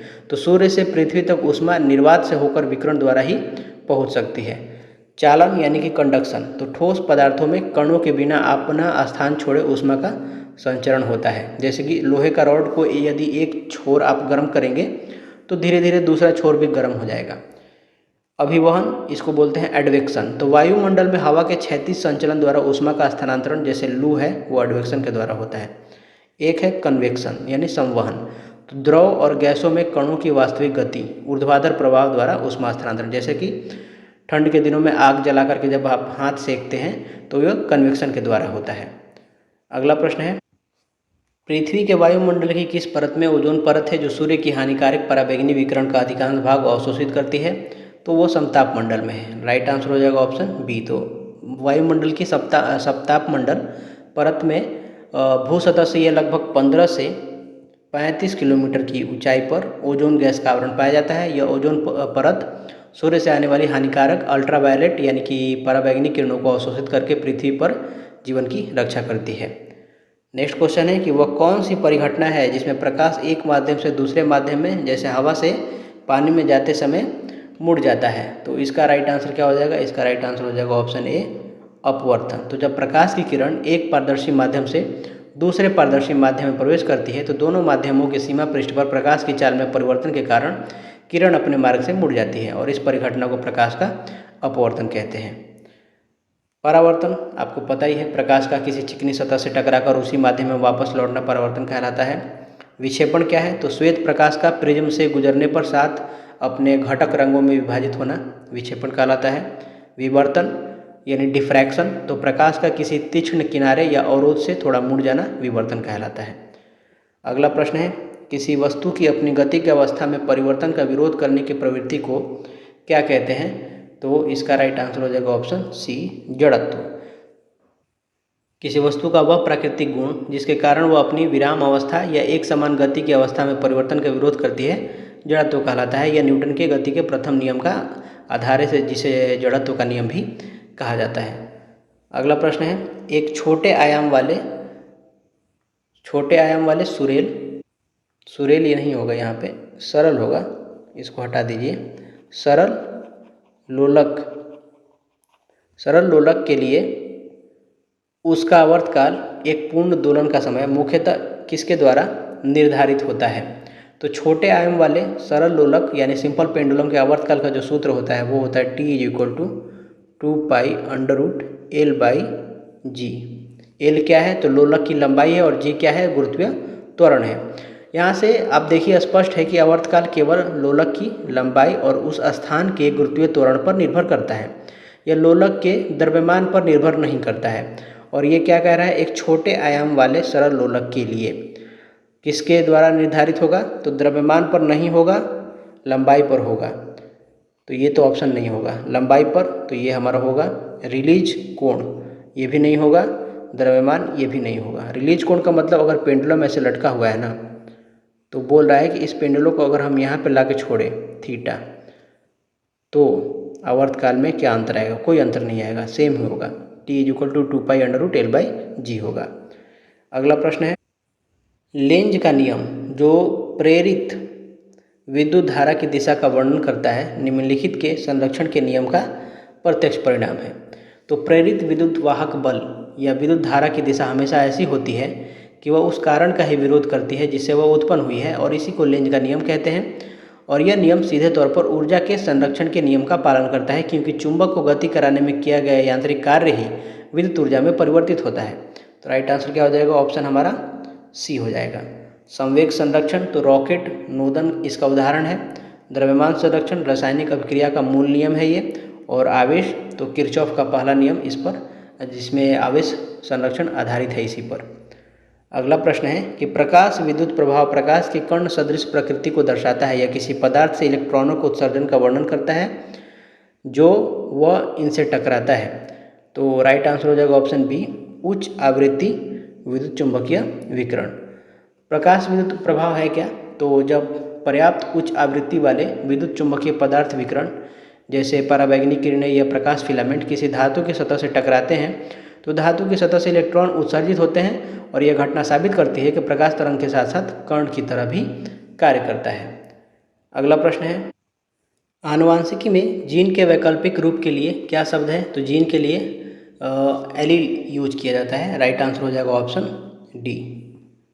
गुण सूत्र क्या है? तो कोशिका के केंद्रक में पाई जाने वाली धागे जैसी संरचनाएं जीन पर जीन स्थित होता है। जीनोटाइप क्या है? तो किसी जीव का आनुवांशिक संगठन, जेनेटिक मेकअप, जैसे आपने पढ़ा होगा टी या फिर ऐसा स्मॉल टी, ये जीनोटाइप है। फिनोटाइप क्या है? तो जीव के बाह्य दिखाई देने वाले लक्षण जैसे कि लंबा पौधा या लाल फूल, इस तरीके को फिनोटाइप बोलते हैं। और जीन का वैकल्पिक एलील होता है। अगला प्रश्न है, मानव पाचन तंत्र में प्रोटीनों का पाचन किस अंग में शुरू होता है? तो ये शुरू होता है अमाशय में। राइट आंसर हो जाएगा ऑप्शन सी, मानव पाचन तंत्र में प्रोटीन का पाचन अमाशय से शुरू होता है। अमाशय की जठर ग्रंथियों द्वारा पेप्सिनोजेन स्रावित जो हाइड्रोक्लोरिक अम्ल की उपस्थिति में सक्रिय पेप्सिन एंजाइम में बदलकर प्रोटीन को पेप्टोन और प्रोटियोज में तोड़ता है। अगला प्रश्न है कि मस्तिष्क का वह भाग जो मुद्रा और संतुलन बनाए रखने के लिए जिम्मेदार है वो क्या है? तो राइट आंसर हो जाएगा ऑप्शन ए, अनुमस्तिष्क। इसको इंग्लिश में सेरिबेलम बोलते हैं, सेरिबेलम। याद रखने के लिए करना है बेलम और बैलेंस। तो बैलेंस से क्या होगा? संतुलन। तो संतुलन जब भी होगा वो बेलम यानी सेरिबेलम से होगा। तो शारीरिक संतुलन और मोटर नियंत्रण का केंद्र जैसे कि साइकिल चलाना, सीधी रेखा में चलना, ये सेरिबेलम का काम है। पोन्स क्या है? तो श्वास क्रिया के विनियमन में मदद करता है ये। मेडुला ओब्लांगेटा क्या है? तो अनैच्छिक क्रियाओं जैसे कि रक्तचाप, हृदय गति, उल्टी और पाचक रसों का ये नियंत्रण करता है।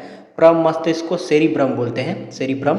तो मस्तिष्क का सबसे बड़ा भाग है ये, बुद्धिमत्ता, सोच, स्मृति और तर्क शक्ति का केंद्र है ये। इसके साथ साथ ये भी ध्यान रखना है कि अत्यधिक अल्कोहल के सेवन से मस्तिष्क का सेरिबेलम प्रभावित होता है, जिससे व्यक्ति का शारीरिक संतुलन बिगड़ने लगता है। अगला प्रश्न है, कार्बन 14 की अर्ध आयु लगभग 5730 वर्ष है। इस गुण का उपयोग प्राचीन कार्बनिक पदार्थों की आयु निर्धारित करने की तकनीक में किया जाता है। इस तकनीक को क्या कहते हैं? इसको बोलते हैं radio carbon dating. Right answer हो जाएगा ऑप्शन ए। अगला प्रश्न है कि आणविक जीव विज्ञान में डीएनए टेम्पलेट के आरएनए अणु के संश्लेषण की प्रक्रिया को इस रूप में जाना जाता है, तो प्रतिलेखन बोलते हैं इसको, ट्रांसक्रिप्शन इंग्लिश में बोलते हैं। राइट आंसर हो जाएगा ऑप्शन ए। तो आणविक जीव विज्ञान के केंद्रीय सिद्धांत के अनुसार डीएनए टेम्पलेट से आरएनए के निर्माण या संश्लेषण की प्रक्रिया को प्रतिलेखन बोला जाता है। देखिए इसमें क्या होता है, डीएनए से आरएनए का निर्माण होता है, ठीक है। प्रतिकृति यानी रेप्लिकेशन बोलते हैं, यानी कि डीएनए से डीएनए ही का स्वयं का कॉपी बनाएगा, इसको बोलते हैं प्रतिकृति, जीरोक्स।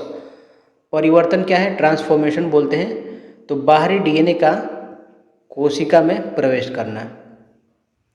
और ट्रांसलेशन यानी कि अनुवाद को क्या बोलते हैं, तो एमआरएनए जो है वो प्रोटीन का निर्माण करता है, प्रोटीन का निर्माण करता है। अगला प्रश्न है कि संवहनी पौधों में जाइलम का प्राथमिक कार्य क्या है? तो राइट आंसर होगा जड़ों से पत्तियों तक जल और घुले हुए खनिजों का परिवहन। राइट आंसर ए हो जाएगा।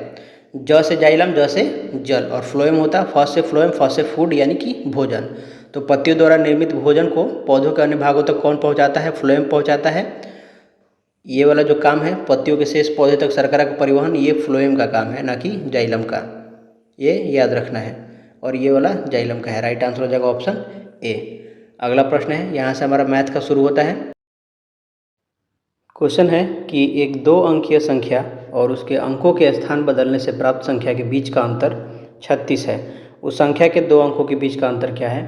तो इसे बेसिक मेथड से बनाएंगे। मान लेते हैं कि 2 अंकों की संख्या जो है वो है 10x + y है। जब अंकों का स्थान हम बदलेंगे तो ये संख्या कैसी हो जाएगी? ये हो जाएगी 10y + x। अब प्रश्न में कह रहा है कि इन दोनों का जो अंतर है वो दिया है हमें 36। तो हम क्या करेंगे, 10x + y में से माइनस कर देंगे 10y + x, और हमें कितना मिलना चाहिए? 36 के बराबर ये होना चाहिए। यहाँ से 10x + y minus 10y - x 36। इस 10 में से 1 गया 9x, इस 10 में से 1 जाएगा तो -9y बराबर 36। 9 से भाग देंगे तो x - y बराबर होगा हमें 4 मिल जाएगा, ठीक है। तो ये पूछ रहा है उस संख्या के दोनों अंकों के बीच का अंतर क्या है। तो अंक कौन कौन थे? x और y था, इसका अंतर कितना है? 4 है। तो राइट आंसर हो जाएगा ऑप्शन डी। अगला प्रश्न है, व्यंजक का मूल्यांकन करना है, ठीक है। इसमें हम बोर्ड मास का नियम का पालन करेंगे। तो सबसे पहले 6 दूनी 12 होगा, 12 + 3 15, और इस 15 को 60 में भाग देंगे तो हमें मिलेगा 4, और इस 4 को 120 में घटाएंगे तो हमें मिलेगा 116। तो राइट आंसर हो जाएगा ऑप्शन ए। अगला प्रश्न है, ए बी से 25% अधिक है। 25 का मतलब क्या होता है? 1/4, यानी कि बी यदि 4 है तो ए उससे 1 अधिक है, यानी कि 5 है। अब कह रहा है कि बी ए से कितने प्रतिशत छोटा है? बी जो है ए से 1 छोटा है, यानी 5 - 4। तुलना किससे कर रहा है? ए से, तो बटे में ए को रखेंगे × 100।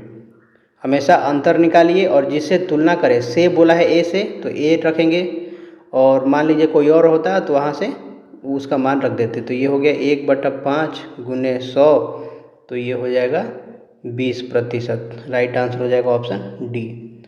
अगला प्रश्न है कि 2 संख्याओं के बीच का अनुपात 2:11 है। यदि संख्याओं के बीच का अंतर 81 है तो छोटी संख्या ज्ञात कीजिए। तो देखिए 2:11 दिया है, इनका अंतर कितना होगा? 11 - 2 बराबर 9 होगा, और ये किसके बराबर होगा? 81 के बराबर होगा। तो 9 यूनिट बराबर है 81 के, तो 1 यूनिट बराबर होगा 9 के।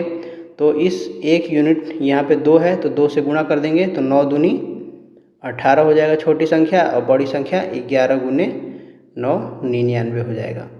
तो राइट आंसर क्या हो जाएगा? ऑप्शन सी हो जाएगा हमारा राइट आंसर। अगला प्रश्न है, 2 संख्याओं का योगफल दिया है 14 और उनका अंतर दिया है 10। इन दो संख्याओं का गुणनफल हमें ज्ञात करना है। तो देखिए दो संख्याएं x प्लस वाई हैं, मान लेते हैं इनका योगफल 14 है और इनका अंतर 10 दिया है। जोड़िए तो ये 2x हो जाएगा, y से y कैंसिल, ये हो गया 24, तो x का मान हमें मिल गया 12। इस x का मान 12 इसमें रखेंगे तो y मिल जाएगा हमें कितना, 14 में से 12 जाएगा तो 2 मिल जाएगा। हमें करना क्या है, इन दो संख्याओं का गुणनफल निकालना है। तो 12 गुने 2 बराबर हो जाएगा 24, तो राइट आंसर सी हो जाएगा। अगला प्रश्न है कि निम्नलिखित में से कौन सी संख्या कभी भी 3 क्रमागत विषम संख्याओं का औसत नहीं हो सकती है। तो देखिए 3 क्रमागत विषम संख्याएं हमेशा 2n-1, 2n+1 और 2n+3 के रूप में होती है। इनका योग कितना हो जाएगा, इनका योग होगा 6n+3 और यहाँ से 3 कॉमन लेंगे तो 2n+1 हो जाएगा। ठीक है, और इनका जब औसत निकालेंगे तो क्या होगा, 3 योगफल बटे में कुल संख्या, तो ये हो गया 2n+1, ये हमारा क्या हो गया, औसत हो गया। तो औसत किसके बराबर होगा, हमेशा 2n+1 के बराबर होगा। अब देखिए 2n+1 बराबर यदि आप 5 रखेंगे तो n का मान 2 मिलेगा, जो कि सही है, n एक पूर्णांक है। फिर 2n+1 बराबर यदि आप 6 रखेंगे तो 2n बराबर 5, तो n बराबर 2.5 मिलेगा, जो कि गलत है क्योंकि n क्या है, हमारा पूर्णांक होना चाहिए। फिर 2n+1 बराबर यदि आप 7 रखेंगे तो 2n बराबर मिलेगा 6, तो n बराबर 3, ये भी सही होगा। और 2n+1 बराबर 3 का मतलब है n = 1, तो ये भी एक पूर्णांक है, ये भी सही है। यानी कि हमारा ये वाला जो संख्या है 6, ये कभी भी औसत हमारा नहीं हो सकता। हमेशा ये वाला ध्यान रखना है कि 3 क्रमागत विषम संख्याएं 2n-1, 2n+1 और 2n+3 के फॉर्म में होती है। पहला 2n-1 ले लेना है, उसमें 2 जोड़ेंगे तो 2n+1 मिलेगा, इसमें 2 जोड़ेंगे तो 2n+3 मिल जाएगा। यदि 80 के y प्रतिशत का x प्रतिशत 900 के 25% के समान है तो xy का मान हमें निकालना है।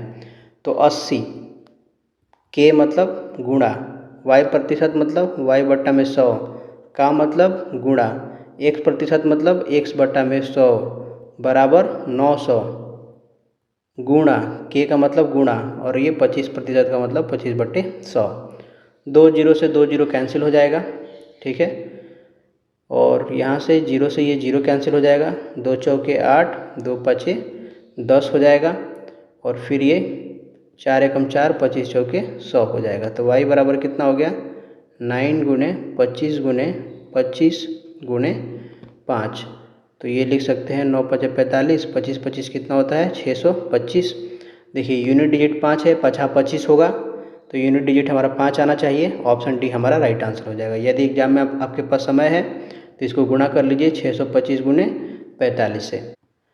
5 5 25 के 5 हासिल 2, 5 दूनी 10, 2 12 के 2 हासिल 1, 6 5 30 के 31 हो जाएगा। ये 5 के 20 के 0 हासिल 2, 4 दूनी 8, 2 10 के 0 हासिल 1, 6 24 1 25, जोड़ेंगे तो 5 2 1 8 2 281 25, 281 25।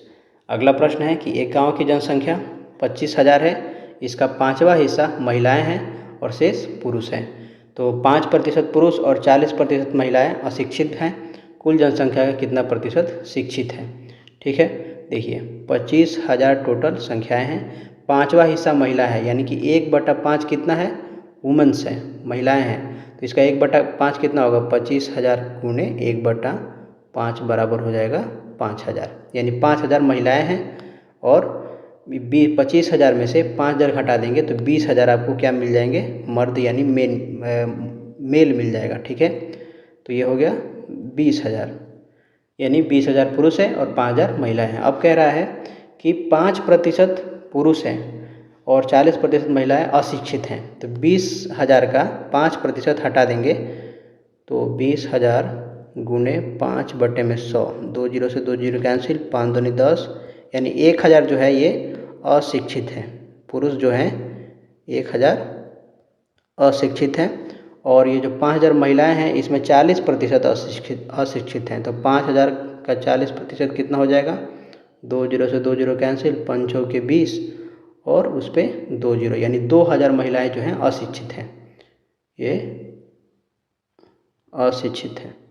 अब देखिए पूछ रहा है कुल जनसंख्या का कितना प्रतिशत शिक्षित है। तो कुल जनसंख्या का, तो कुल जनसंख्या कितना है, 25,000 है। अशिक्षित कितना है, 1,000 और 2,000, टोटल 3,000 जो है अशिक्षित हैं। तो 25,000 में से 3,000 घटा देंगे तो हमें मिलेगा 22,000 गुने 100। 22,000 क्या है, शिक्षित हैं, और हमें शिक्षित का ही प्रतिशत निकालना है। 1 2 3 1 2 3 जीरो कैंसिल हो जाएगा, 25 चौके 100 यानी कि 22 गुने 4 बराबर 88%। राइट आंसर हो जाएगा ऑप्शन ए। अगला प्रश्न देखिए, 3 गुने 0.3 गुने 0.03 गुने 0.003। तो दशमलव कितने अंक के बाद है, 1 2 3, इसमें 1 2 और 1, तो 3 2 5 1 6 अंक के बाद दशमलव आ जाएगा गुणा करने के बाद।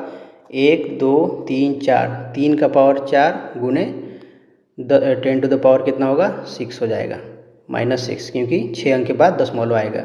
तो 3 का पावर 4 होता है 81 गुने 10 टू द पावर -6, जीरो लगाएंगे तो 0 0 0 0 81, यहाँ पे आ जाएगा पॉइंट, 2 2 4 2 6, 6 अंक के बाद दशमलव यहाँ पे आ गया है। तो 2 2 4 2 6, राइट आंसर हो जाएगा ऑप्शन डी। अगला प्रश्न है कि एक परिवार में 5 पुरुष 5 महिलाएं और 4 बच्चे हैं। 5 पुरुषों की औसत आयु 40 वर्ष है, 5 महिलाओं की औसत आयु 39 वर्ष है और उनके 4 बच्चों की औसत आयु 15 वर्ष है। इस पूरे परिवार की औसत आयु क्या है। तो पूरे परिवार की औसत आयु बराबर क्या होगा, परिवार की कुल आयु बटे में परिवार में कुल सदस्य, यानी कि औसत निकालने के लिए हमें कुल आयु और कुल सदस्यों की संख्या चाहिए। तो कुल सदस्य हमारे पास कितने हैं, कुल सदस्य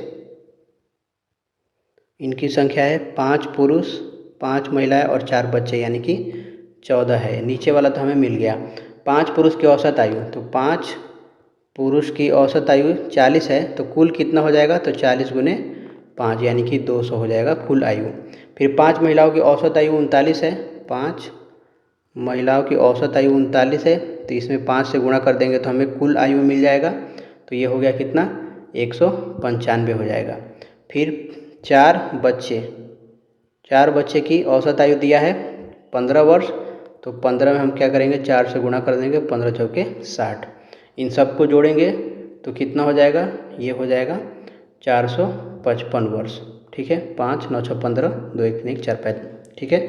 तो 455 बटे में कुल सदस्यों की संख्या 14 है, भाग देंगे तो 14 3 42, बचेगा 3 5, 14 दूनी 28, बचेगा 7 5, 14 5 70, ऐसा करके 32.5 के बराबर होगा। तो राइट आंसर हो गया हमारा ऑप्शन सी।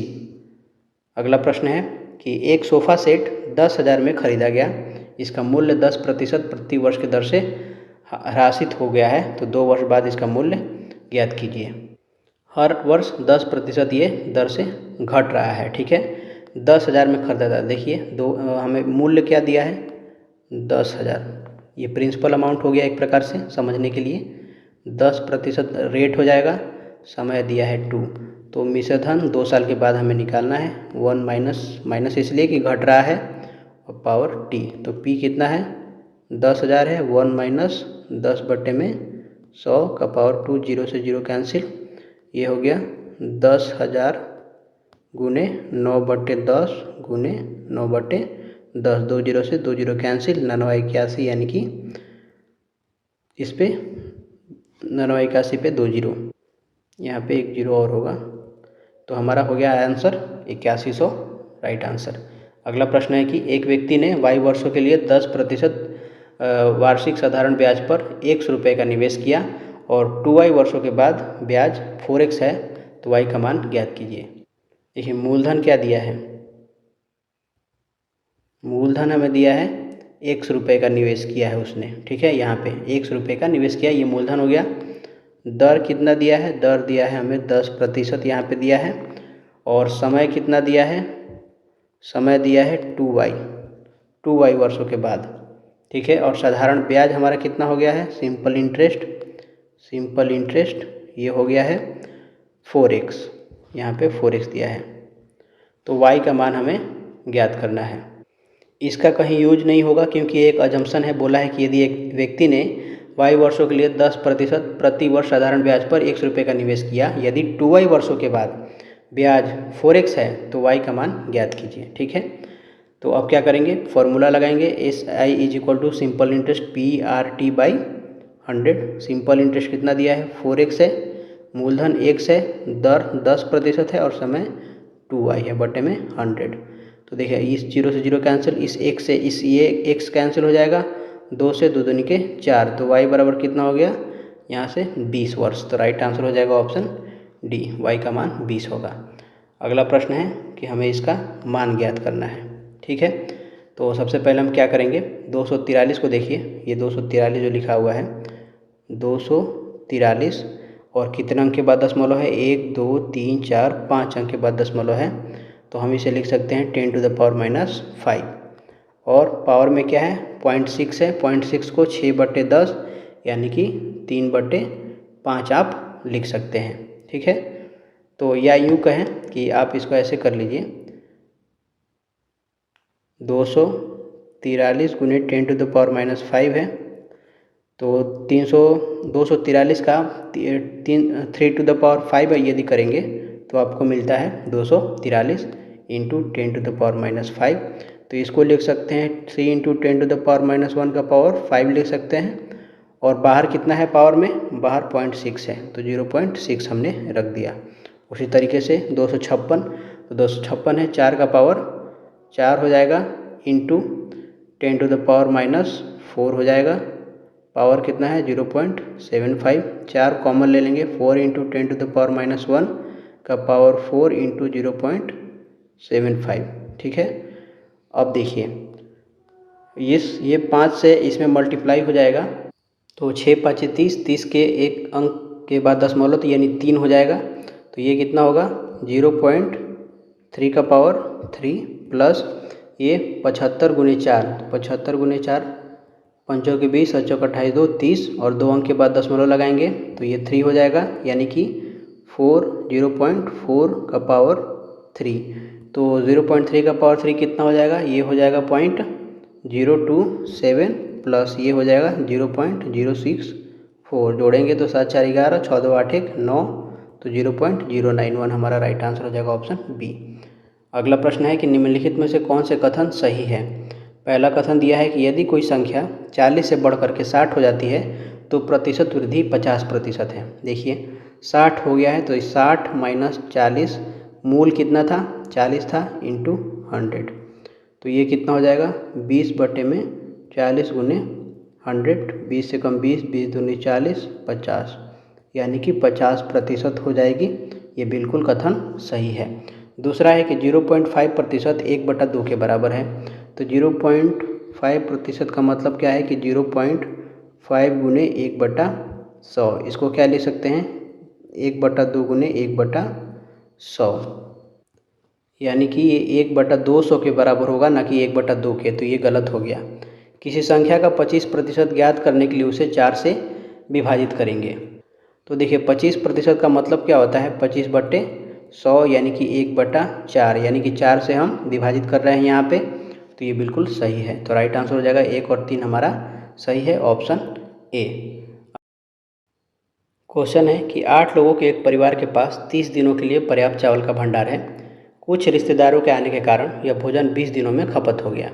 परिवार में कितने मेहमान शामिल हुए, यह मानते हुए कि प्रत्येक व्यक्ति ने समान मात्रा में भोजन खाया है।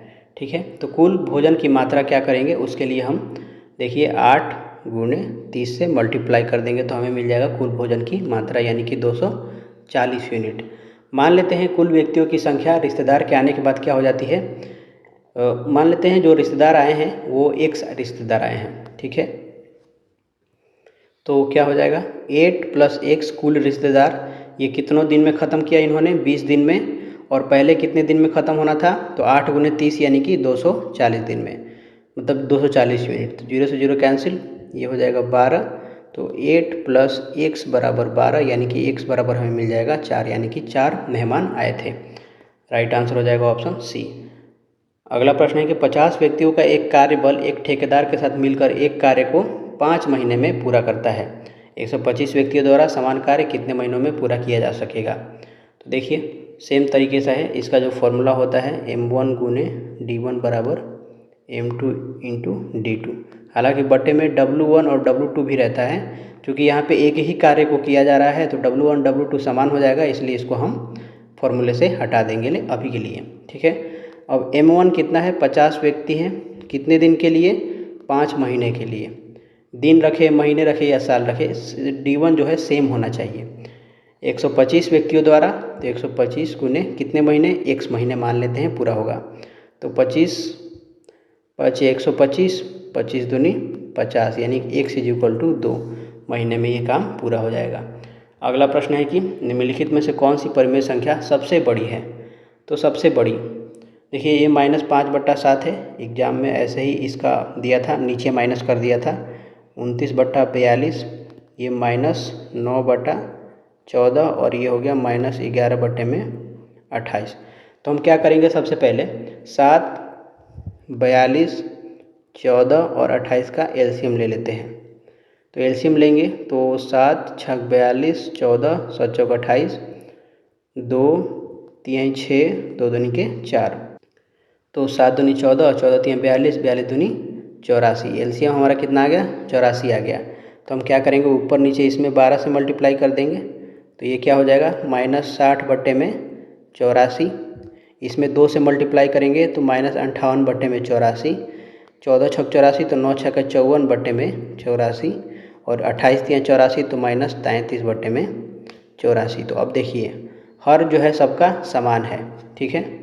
अगर हमें माइनस मान लीजिए नहीं दिया होता तो इसमें से सबसे बड़ा संख्या कौन होता, ऊपर का जो सबसे बड़ा होगा वही सबसे बड़ा हो जाएगा। तो हमारा सबसे बड़ा संख्या ये हो जाता है, क्योंकि सब में क्या किया है कि माइनस दिया है सब में, यानी कि ऋणात्मक संख्याओं में क्या होता है कि जो संख्या 0 के सबसे करीब होती है, यानी कि जिसका आंकिक मान छोटा होता है वह सबसे बड़ा होता है। तो जो सबसे छोटा है -33 है यहाँ पे, यही सबसे बड़ा हो जाएगा। तो राइट आंसर हो जाएगा ऑप्शन हमारा D, -11/28 जो है सबसे बड़ी है। ठीक है।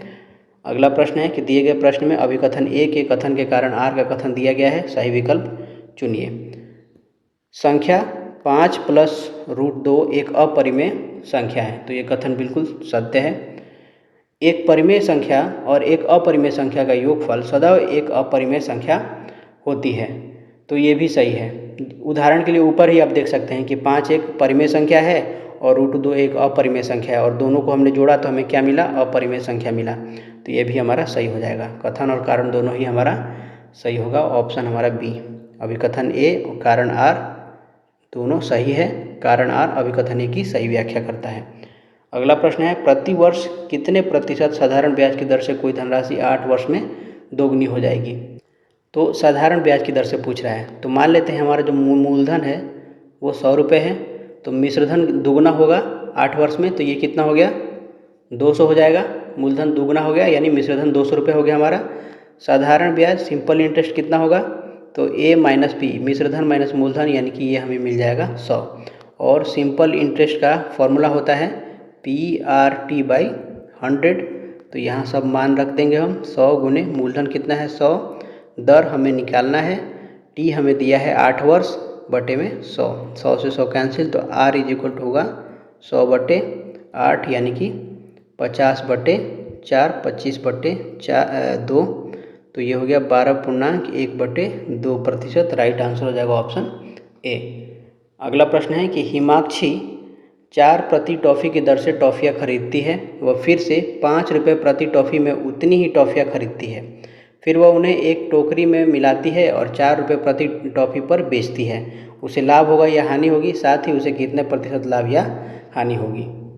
तो मान लेते हैं कि हिमाक्षी प्रत्येक प्रकार की एक एक टॉफ़ी खरीदती है, तो पहली प्रकार की एक टॉफ़ी का क्रय मूल्य कितना हो जाएगा 4 रुपये, और दूसरी प्रकार की एक टॉफ़ी का क्रय मूल्य हो जाएगा 5 रुपये, और इन दोनों टॉफ़ियों का क्रय मूल्य कितना हो जाएगा 4 + 5 9 रुपये। तो और दो टॉफ़ियों का विक्रय मूल्य कितना होगा, विक्रय मूल्य, तो देखिए एक टॉफ़ी कितने में बेच रही है 4 रुपये में, तो 2 टॉफ़ी कितने में बेचेगी 2 गुने 4 यानी कि 8 रुपये में बेचेगी। तो क्रय मूल्य 2 टॉफ़ी का है 9, बेच रही है 8 रुपये में, यानी कि हानि हो रहा है उसको, और कितना हानि हो रहा है, तो 9 में से 8 या 1 का हानि हो रहा है। किसके सापेक्ष में, तो क्रय मूल्य कितना है 9 के सापेक्ष में, तो 1/9 गुने 100, यानी कि 100/9 9% का उसे हानि हो रहा है। तो राइट आंसर हो जाएगा ऑप्शन ए। अगला प्रश्न है, यदि x और y एक के अतिरिक्त अन्य प्राकृतिक संख्याएं हैं तथा y एक से बड़ी है तो निम्नलिखित में से कौन सी संख्या सबसे बड़ी संख्या को दर्शाती है। तो देखिए हमें बोल रहा है कि x और y एक के अतिरिक्त अन्य प्राकृतिक संख्याएं। प्राकृतिक संख्या क्या होती है? 1 2 3 4 5 जो भी काउंटिंग नंबर्स है उन्हें हम प्राकृतिक संख्याएं बोलते हैं। तो चूंकि बोल रहा है कि x और y 1 के बराबर नहीं है, यानी कि x जो है बड़ा है 1 से और y भी जो है बड़ा है 1 से। दूसरा कह रहा है कि y 1 से बड़ा है, y जो है 1 से बड़ा है, यानी कि हमें फाइनली क्या मिलेगा? y बड़ा है 1 से और ये दोनों बड़े हैं किससे? 1 से। तो हमें ये एक समीकरण मिल गया यहाँ से। अब हम क्या करते हैं, x का मान रख लेते हैं 2, y का मान रख लेते हैं 3। एक के अलावा हम कोई भी संख्या ले सकते हैं बोला है, ठीक है। तो इन दोनों को जोड़िए यहाँ पे, तो ये क्या होगा? 2 + 3 हो जाएगा 5, 2 × 3 हो जाएगा 6 और ये 2/3 और ये कितना होगा? 2 × 3 + 1 यानी कि 8। तो इसमें से सबसे बड़ा कौन आ रहा है? तो सबसे बड़ा आ रहा है डी। तो राइट आंसर क्या हो जाएगा? हमारा ऑप्शन डी हो जाएगा, ठीक है।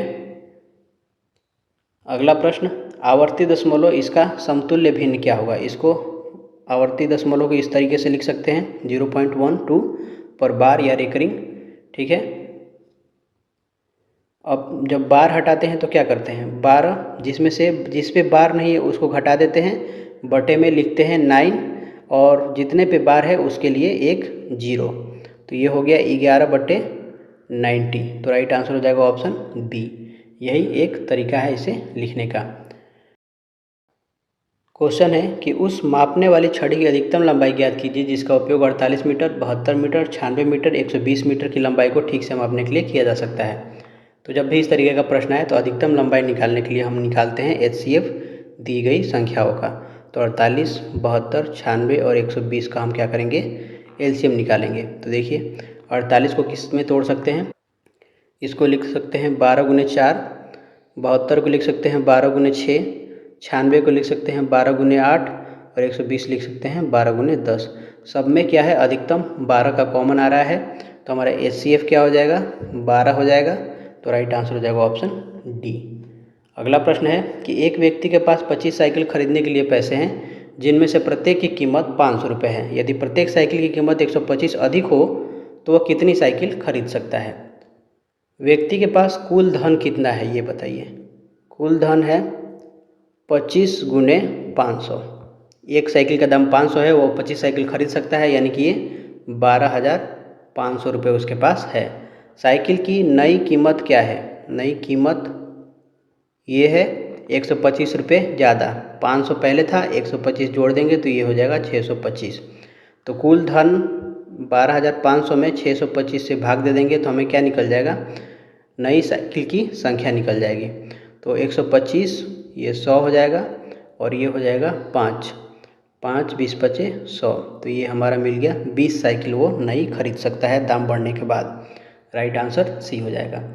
अगला प्रश्न है, यदि किसी संख्या को दोगुना किया जाए और फिर उसमें 5 जोड़ा जाए तो परिणाम 21 आता है, मूल संख्या क्या है? मान लेते हैं मूल संख्या क्या है? x है। x को हमने किया दुगुना, 2 से गुना कर दिया, इसमें 5 जोड़ दिया और परिणाम 21 के बराबर आ गया।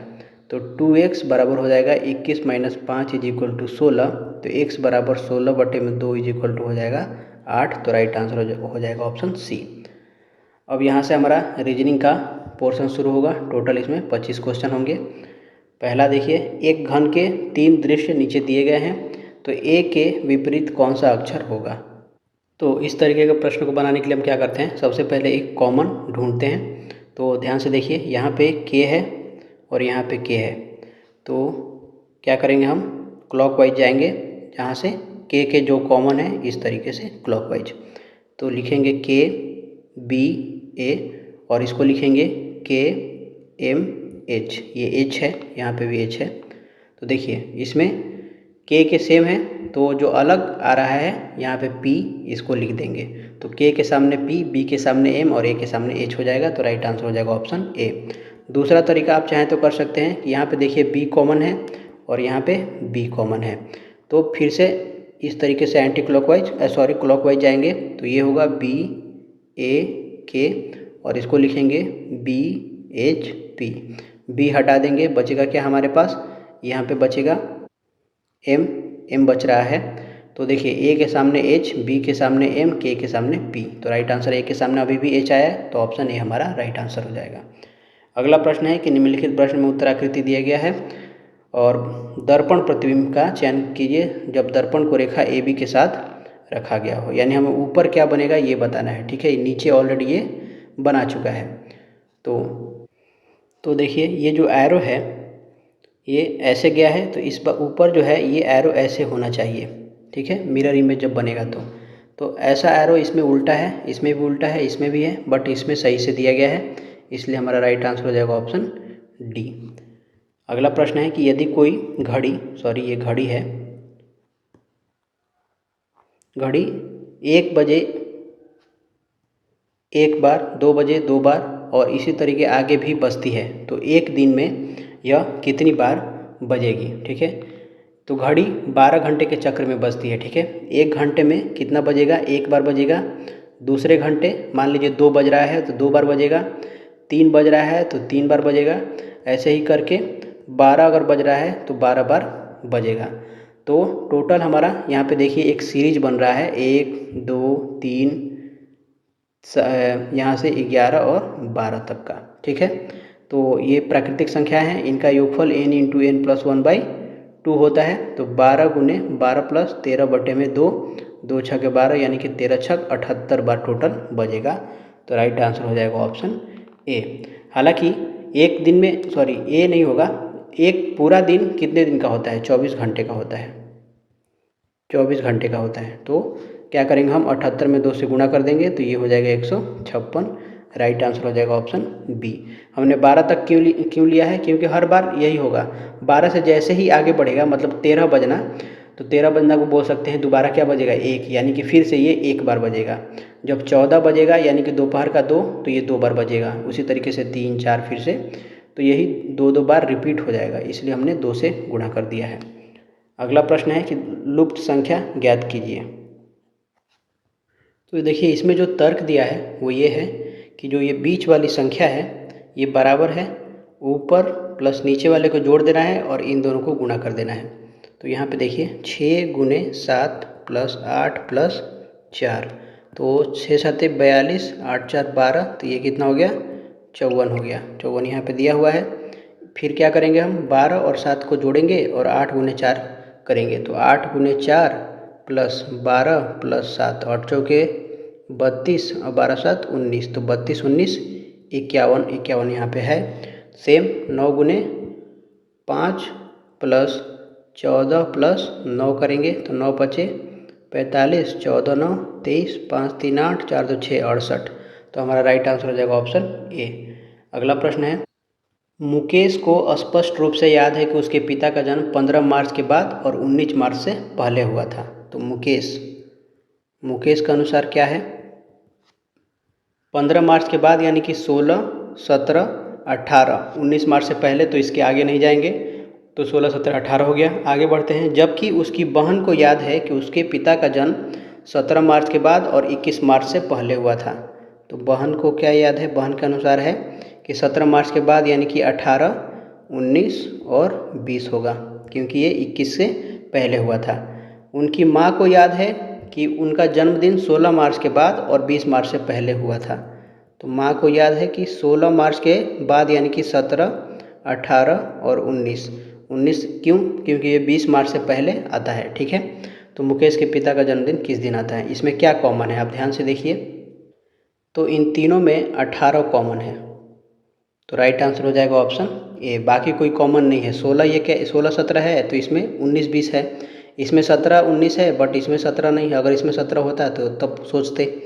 राइट आंसर ए हो जाएगा। अगला प्रश्न है कि इनमें से कौन सा समान अक्षर पैटर्न का अनुसरण नहीं करता है, हमें ये बताना है, नहीं करने वाला। तो देखिए इसमें जो पैटर्न है वो कॉन्सोनेंट भावेल कॉन्सोनेंट का है। एफ क्या है, कॉन्सोनेंट है। ए क्या है, भावेल है। टी क्या है, कॉन्सोनेंट है। ई भावेल है। उसी तरीके से एल कॉन्सोनेंट है, आई भावेल है, एम कॉन्सोनेंट है, ई भावेल है।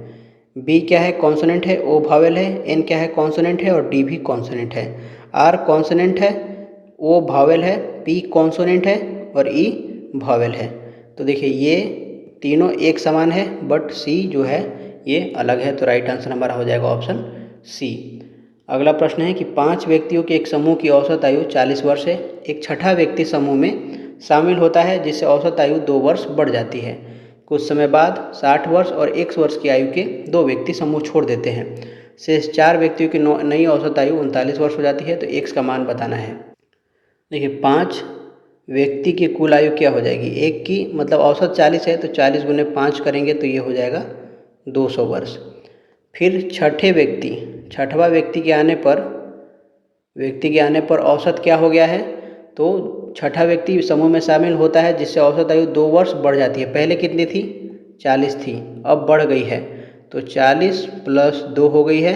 और इसमें हम क्या करेंगे, 6 से गुणा कर देंगे तो कुल 6 व्यक्तियों की आयु निकल जाएगी। ठीक है, तो गुने 6 ये क्या हो जाएगा, ये कुल 6 व्यक्तियों की आयु हो जाएगी।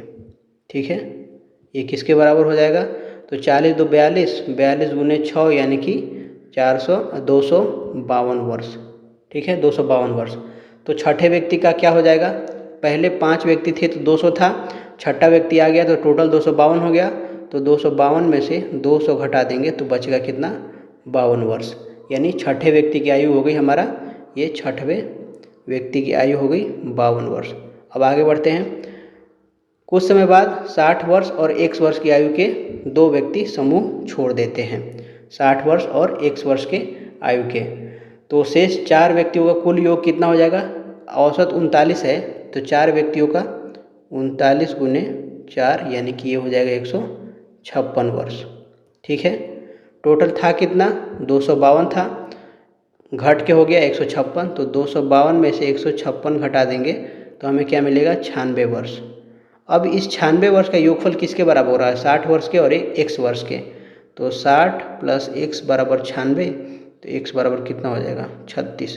तो राइट आंसर हो जाएगा ऑप्शन बी। हालांकि इसका कोई प्रश्न में पूछा नहीं था तो इसको छोड़ देंगे।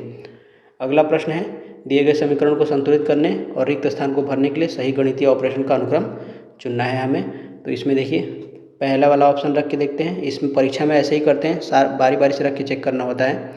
तो 28 भागा 4 बराबर 9, सॉरी 4 के बाद प्लस आएगा, +9 बराबर 16। तो 4 × 7 = 28, तो 7 + 9 बराबर 16, 16 के बराबर है, यानी कि यही हमारा राइट आंसर हो जाएगा। अगला प्रश्न है कि राम अकेले एक बाड़ को 12 घंटे में रंग सकता है, श्याम अकेले उसी बाड़ को 18 घंटे में रंग सकता है। राम जो है 12 घंटे में कर रहा है, श्याम 18 घंटे में।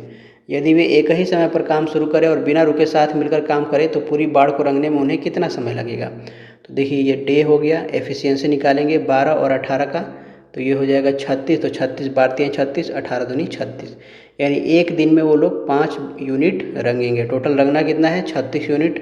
तो 36/5, तो 5 × 7 = 35, 5 दूनी 10, तो यानी 7.2 घंटे में रंग देंगे।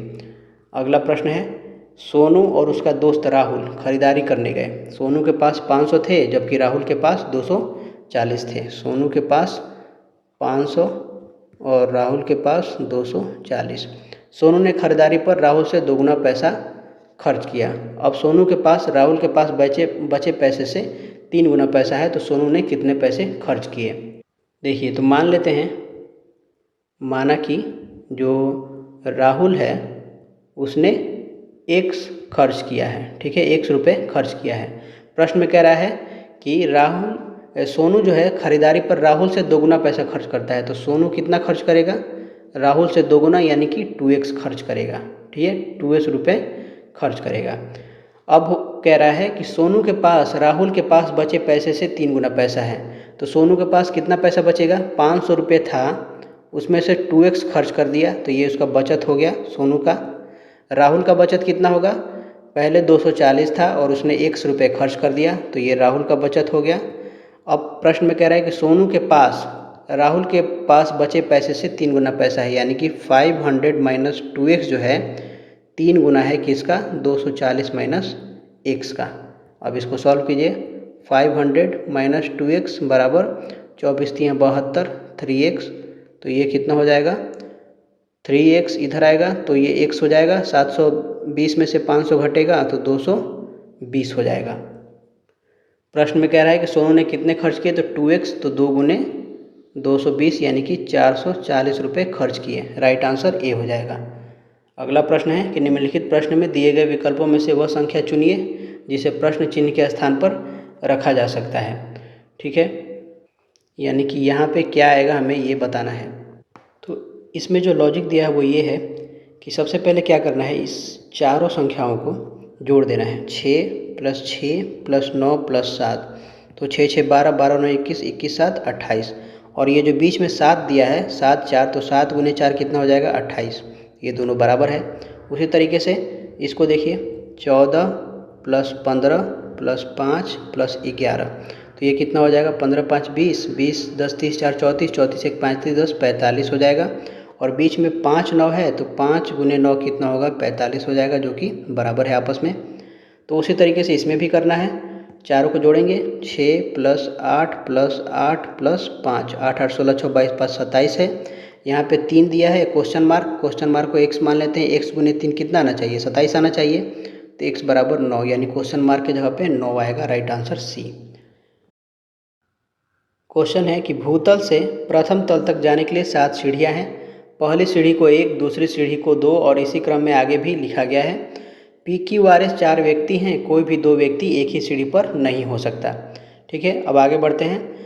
यदि P पहली सीढ़ी पर खड़ा है तो निम्नलिखित में से कौन सा सही है। तो देखिए 7 सीढ़ियाँ हैं, 1 2 3 4 5 6 और 7, 4 व्यक्ति हैं अलग अलग सीढ़ियों पर खड़े हैं।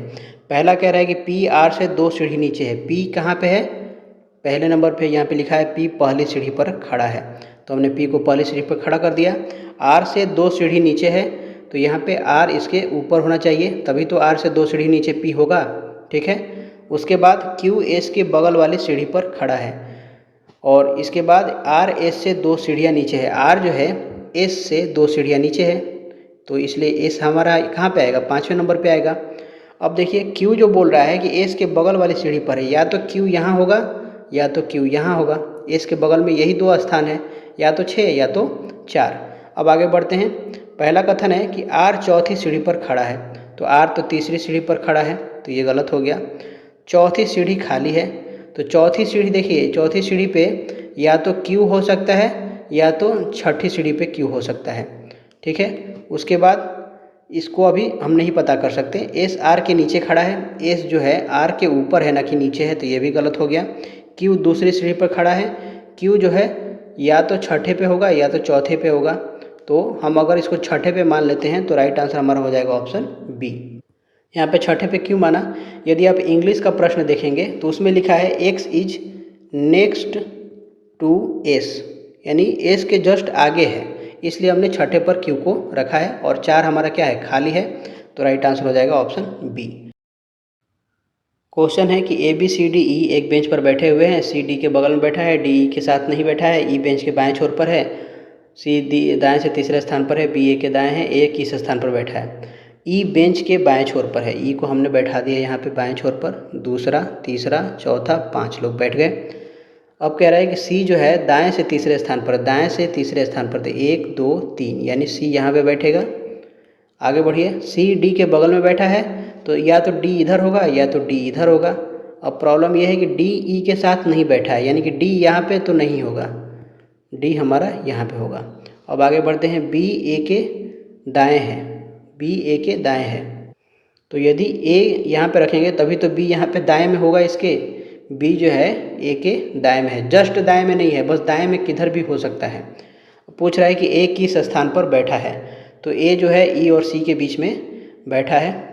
यहाँ पे देखिए E और C के बीच में, क्योंकि ऑप्शन में C नहीं है तो हम मान सकते हैं कि E और D के बीच में ही कहीं ये A बैठा होगा। क्यों, क्योंकि अगर B और C लेते हैं, B यहाँ पे है C यहाँ पे है, इसके बीच में तो D बैठा है ना कि A बैठा है, तो ये गलत हो जाएगा। C और B लेते हैं, C और B या B और C दोनों एक ही है, तो ये भी नहीं होगा। B और D लिखा है, तो B D के बीच में तो कोई बैठा ही नहीं है, इसलिए राइट आंसर हो जाएगा हमारा ऑप्शन ए। अगला प्रश्न देखते हैं। तो इसमें जो लॉजिक है वो ये है कि 5 गुणे 2 प्लस 1 करने पे हमें क्या मिलेगा, 11 मिलेगा। फिर 11 गुणे 2 प्लस 1 करेंगे तो हमें मिलेगा 23, 23 यहाँ पे है। फिर 23 गुणे 2 प्लस 1 करेंगे तो हमें मिलेगा 47, 47 दिया है। 47 गुणे 2 प्लस 1 करेंगे तो हमें मिलेगा 47 दूनी 94, 95। और 95 गुणे 2 प्लस 1 करेंगे तो ये हो जाएगा 190 प्लस 1, 91। तो राइट आंसर बी हो जाएगा। अगला प्रश्न है कि यदि आकाश को समुद्र कहा जाए, इस तरीके के प्रश्न में पूरा पढ़ना नहीं है, सीधा आप क्वेश्चन पे आइए। प्यास लगने पर हम क्या पीते हैं? प्यास लगने पर हम पानी पीते हैं, जल पीते हैं। तो जल को हमने क्या कहा है? वायु कहा है। तो राइट आंसर हमारा क्या हो जाएगा? ऑप्शन सी हो जाएगा राइट आंसर। अगला प्रश्न है कि निम्नलिखित प्रश्न में पहले और दूसरे शब्दों का आपस में एक निश्चित संबंध है। दिए गए 4 विकल्पों में से उस विकल्प को अपने उत्तर के रूप में चयन कीजिए जो तीसरे और चौथे शब्द के बीच समान संबंध बनाता है। बाल चिकित्सा जो है ये बच्चों के इलाज से संबंधित चिकित्सा विज्ञान है। तो ये संबंधित है किससे? बच्चे से। जरा चिकित्सा है ये वृद्धों यानी बूढ़ों की देखभाल और स्वास्थ्य से संबंधित चिकित्सा विज्ञान है। तो राइट आंसर हमारा हो जाएगा ऑप्शन सी, वृद्ध। बाल चिकित्सा बच्चों से और जरा चिकित्सा वृद्ध से। अगला प्रश्न है कि यदि किस कूट भाषा में CEGI को DHLP लिखा जाता है तो KSEA को किस प्रकार से लिखा जाएगा? तो देखिए, C का 3, E का 5, G का 7, I का 9, D 4, H 8, L 12, P 16। तो इसमें +1 +3 +5 +7 जुटा है। कैसा को लिखिए K 11, S 19, E 5, A 1। इसमें 1 जोड़ेंगे तो 12, 3 जोड़ेंगे तो 22, 5 जोड़ेंगे तो 10 और 7 जोड़ेंगे तो 8 हो जाएगा। L 12 होता है, V 22 होता है, J 10, H 8, LVJH। Right answer हो जाएगा ऑप्शन बी। अगला प्रश्न है, प्रथम ने कहा कि फोटो में दिख रही लड़की मेरे पिता के इकलौते बेटे की पत्नी की इकलौती बेटी है। तो लड़की प्रथम से किस प्रकार संबंधित है? तो देखिए, ये प्रथम में फोटो में दिख रही लड़की मेरे पिता यानी प्रथम के पिता के इकलौते बेटे, इकलौता बेटा कौन हो जाएगा? खुद प्रथम हो जाएगा। कि पत्नी कोई है, मान लीजिए यहाँ पे कि इकलौती बेटी कौन है? फोटो में दिख रही लड़की है। तो प्रथम लड़की से किस प्रकार, लड़की जो है प्रथम से किस प्रकार संबंधित है? तो लड़की जो है प्रथम की बेटी लगेगी। तो राइट आंसर हो जाएगा 143 का डी। अगला प्रश्न है कि लड़कों की एक पंक्ति में यदि ए जो बाएं से 10वें स्थान पर है, बाएं से का मतलब इधर से, ए जो है 10वें स्थान पर है और बी जो है दाएं से 9वें स्थान पर है, दाएं से 9वें स्थान पर है। अपना स्थान, वे दोनों अपना स्थान बदल लेते हैं तो बाएं से 15वें स्थान पर आ जाता है। यहाँ पे ए छूट गया है, ए बाएं से 15वें स्थान पर आ जाता है जब वे स्थान बदलते हैं। तो यानी कि ए यहाँ पे आ गया है और ये हो गया है 15th और बी का हमें नहीं पता है, बस बी इधर कहीं आ गया है। ठीक है, तो 15 और +9 कितना हो जाएगा? 24। 24 में से 1 घटा देंगे तो टोटल 23 लड़के। राइट आंसर हो जाएगा 144 का सी। अगला प्रश्न है कि 2 पासे एक साथ फेंके जाते हैं, इसकी क्या प्रायिकता है कि पहला पासा दूसरे पासा से बड़ा हो? तो 2 पासे फेंकने पर कुल परिणाम क्या होता है? 6 × 6 यानी कि 36 होता है। अब कह रहा है अनुकूल स्थिति हमें पता करना है जहाँ पे पहला पासा का मान दूसरे पासा से ज़्यादा हो। पहला पासा का जो मान है वो दूसरे पासा से बड़ा होना चाहिए। तो ये कब होगा? जैसे कि पहला पासा यदि 2 हो जाए, दूसरा 1 हो जाए, 3 हो जाए, 1 हो जाए, या फिर 3 2 हो जाए, या फिर 4 1 हो जाए, 4 2 हो जाए, 4 3 हो जाए। फिर पहला पासा 1 तो दूसरा 1, पहला पासा 5 तो 1 2 5 3 5 4 हो जाएगा। और यदि ये 6 हो गया तो 6 1 6 2 6 3 6 4 और 6 5। 6 6 नहीं होगा क्योंकि दोनों बराबर हो जाएगा। हमें क्या चाहिए? पहला पासा दूसरे पासा से ज़्यादा हो। 2 बड़ा है 1 से, 3 बड़ा है 1 से, 3 बड़ा है 2 से, 4 बड़ा है 1 से, 4 बड़ा है 2 से, इसी तरीके से टोटल। तो यहाँ पे 1 है, यहाँ पे 2, ये टोटल 3 और ये 4 और ये 5। तो 5 4 9 9 3 12 12 2 14 14 1 15। तो टोटल कितने हमारे पास अनुकूल परिस्थितियाँ हैं? 15 और कुल परिणाम संभावित 36 है, तो 15/36।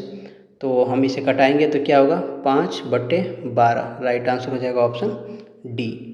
अगला प्रश्न है कि निम्नलिखित आकृति में कितने त्रिभुज हैं।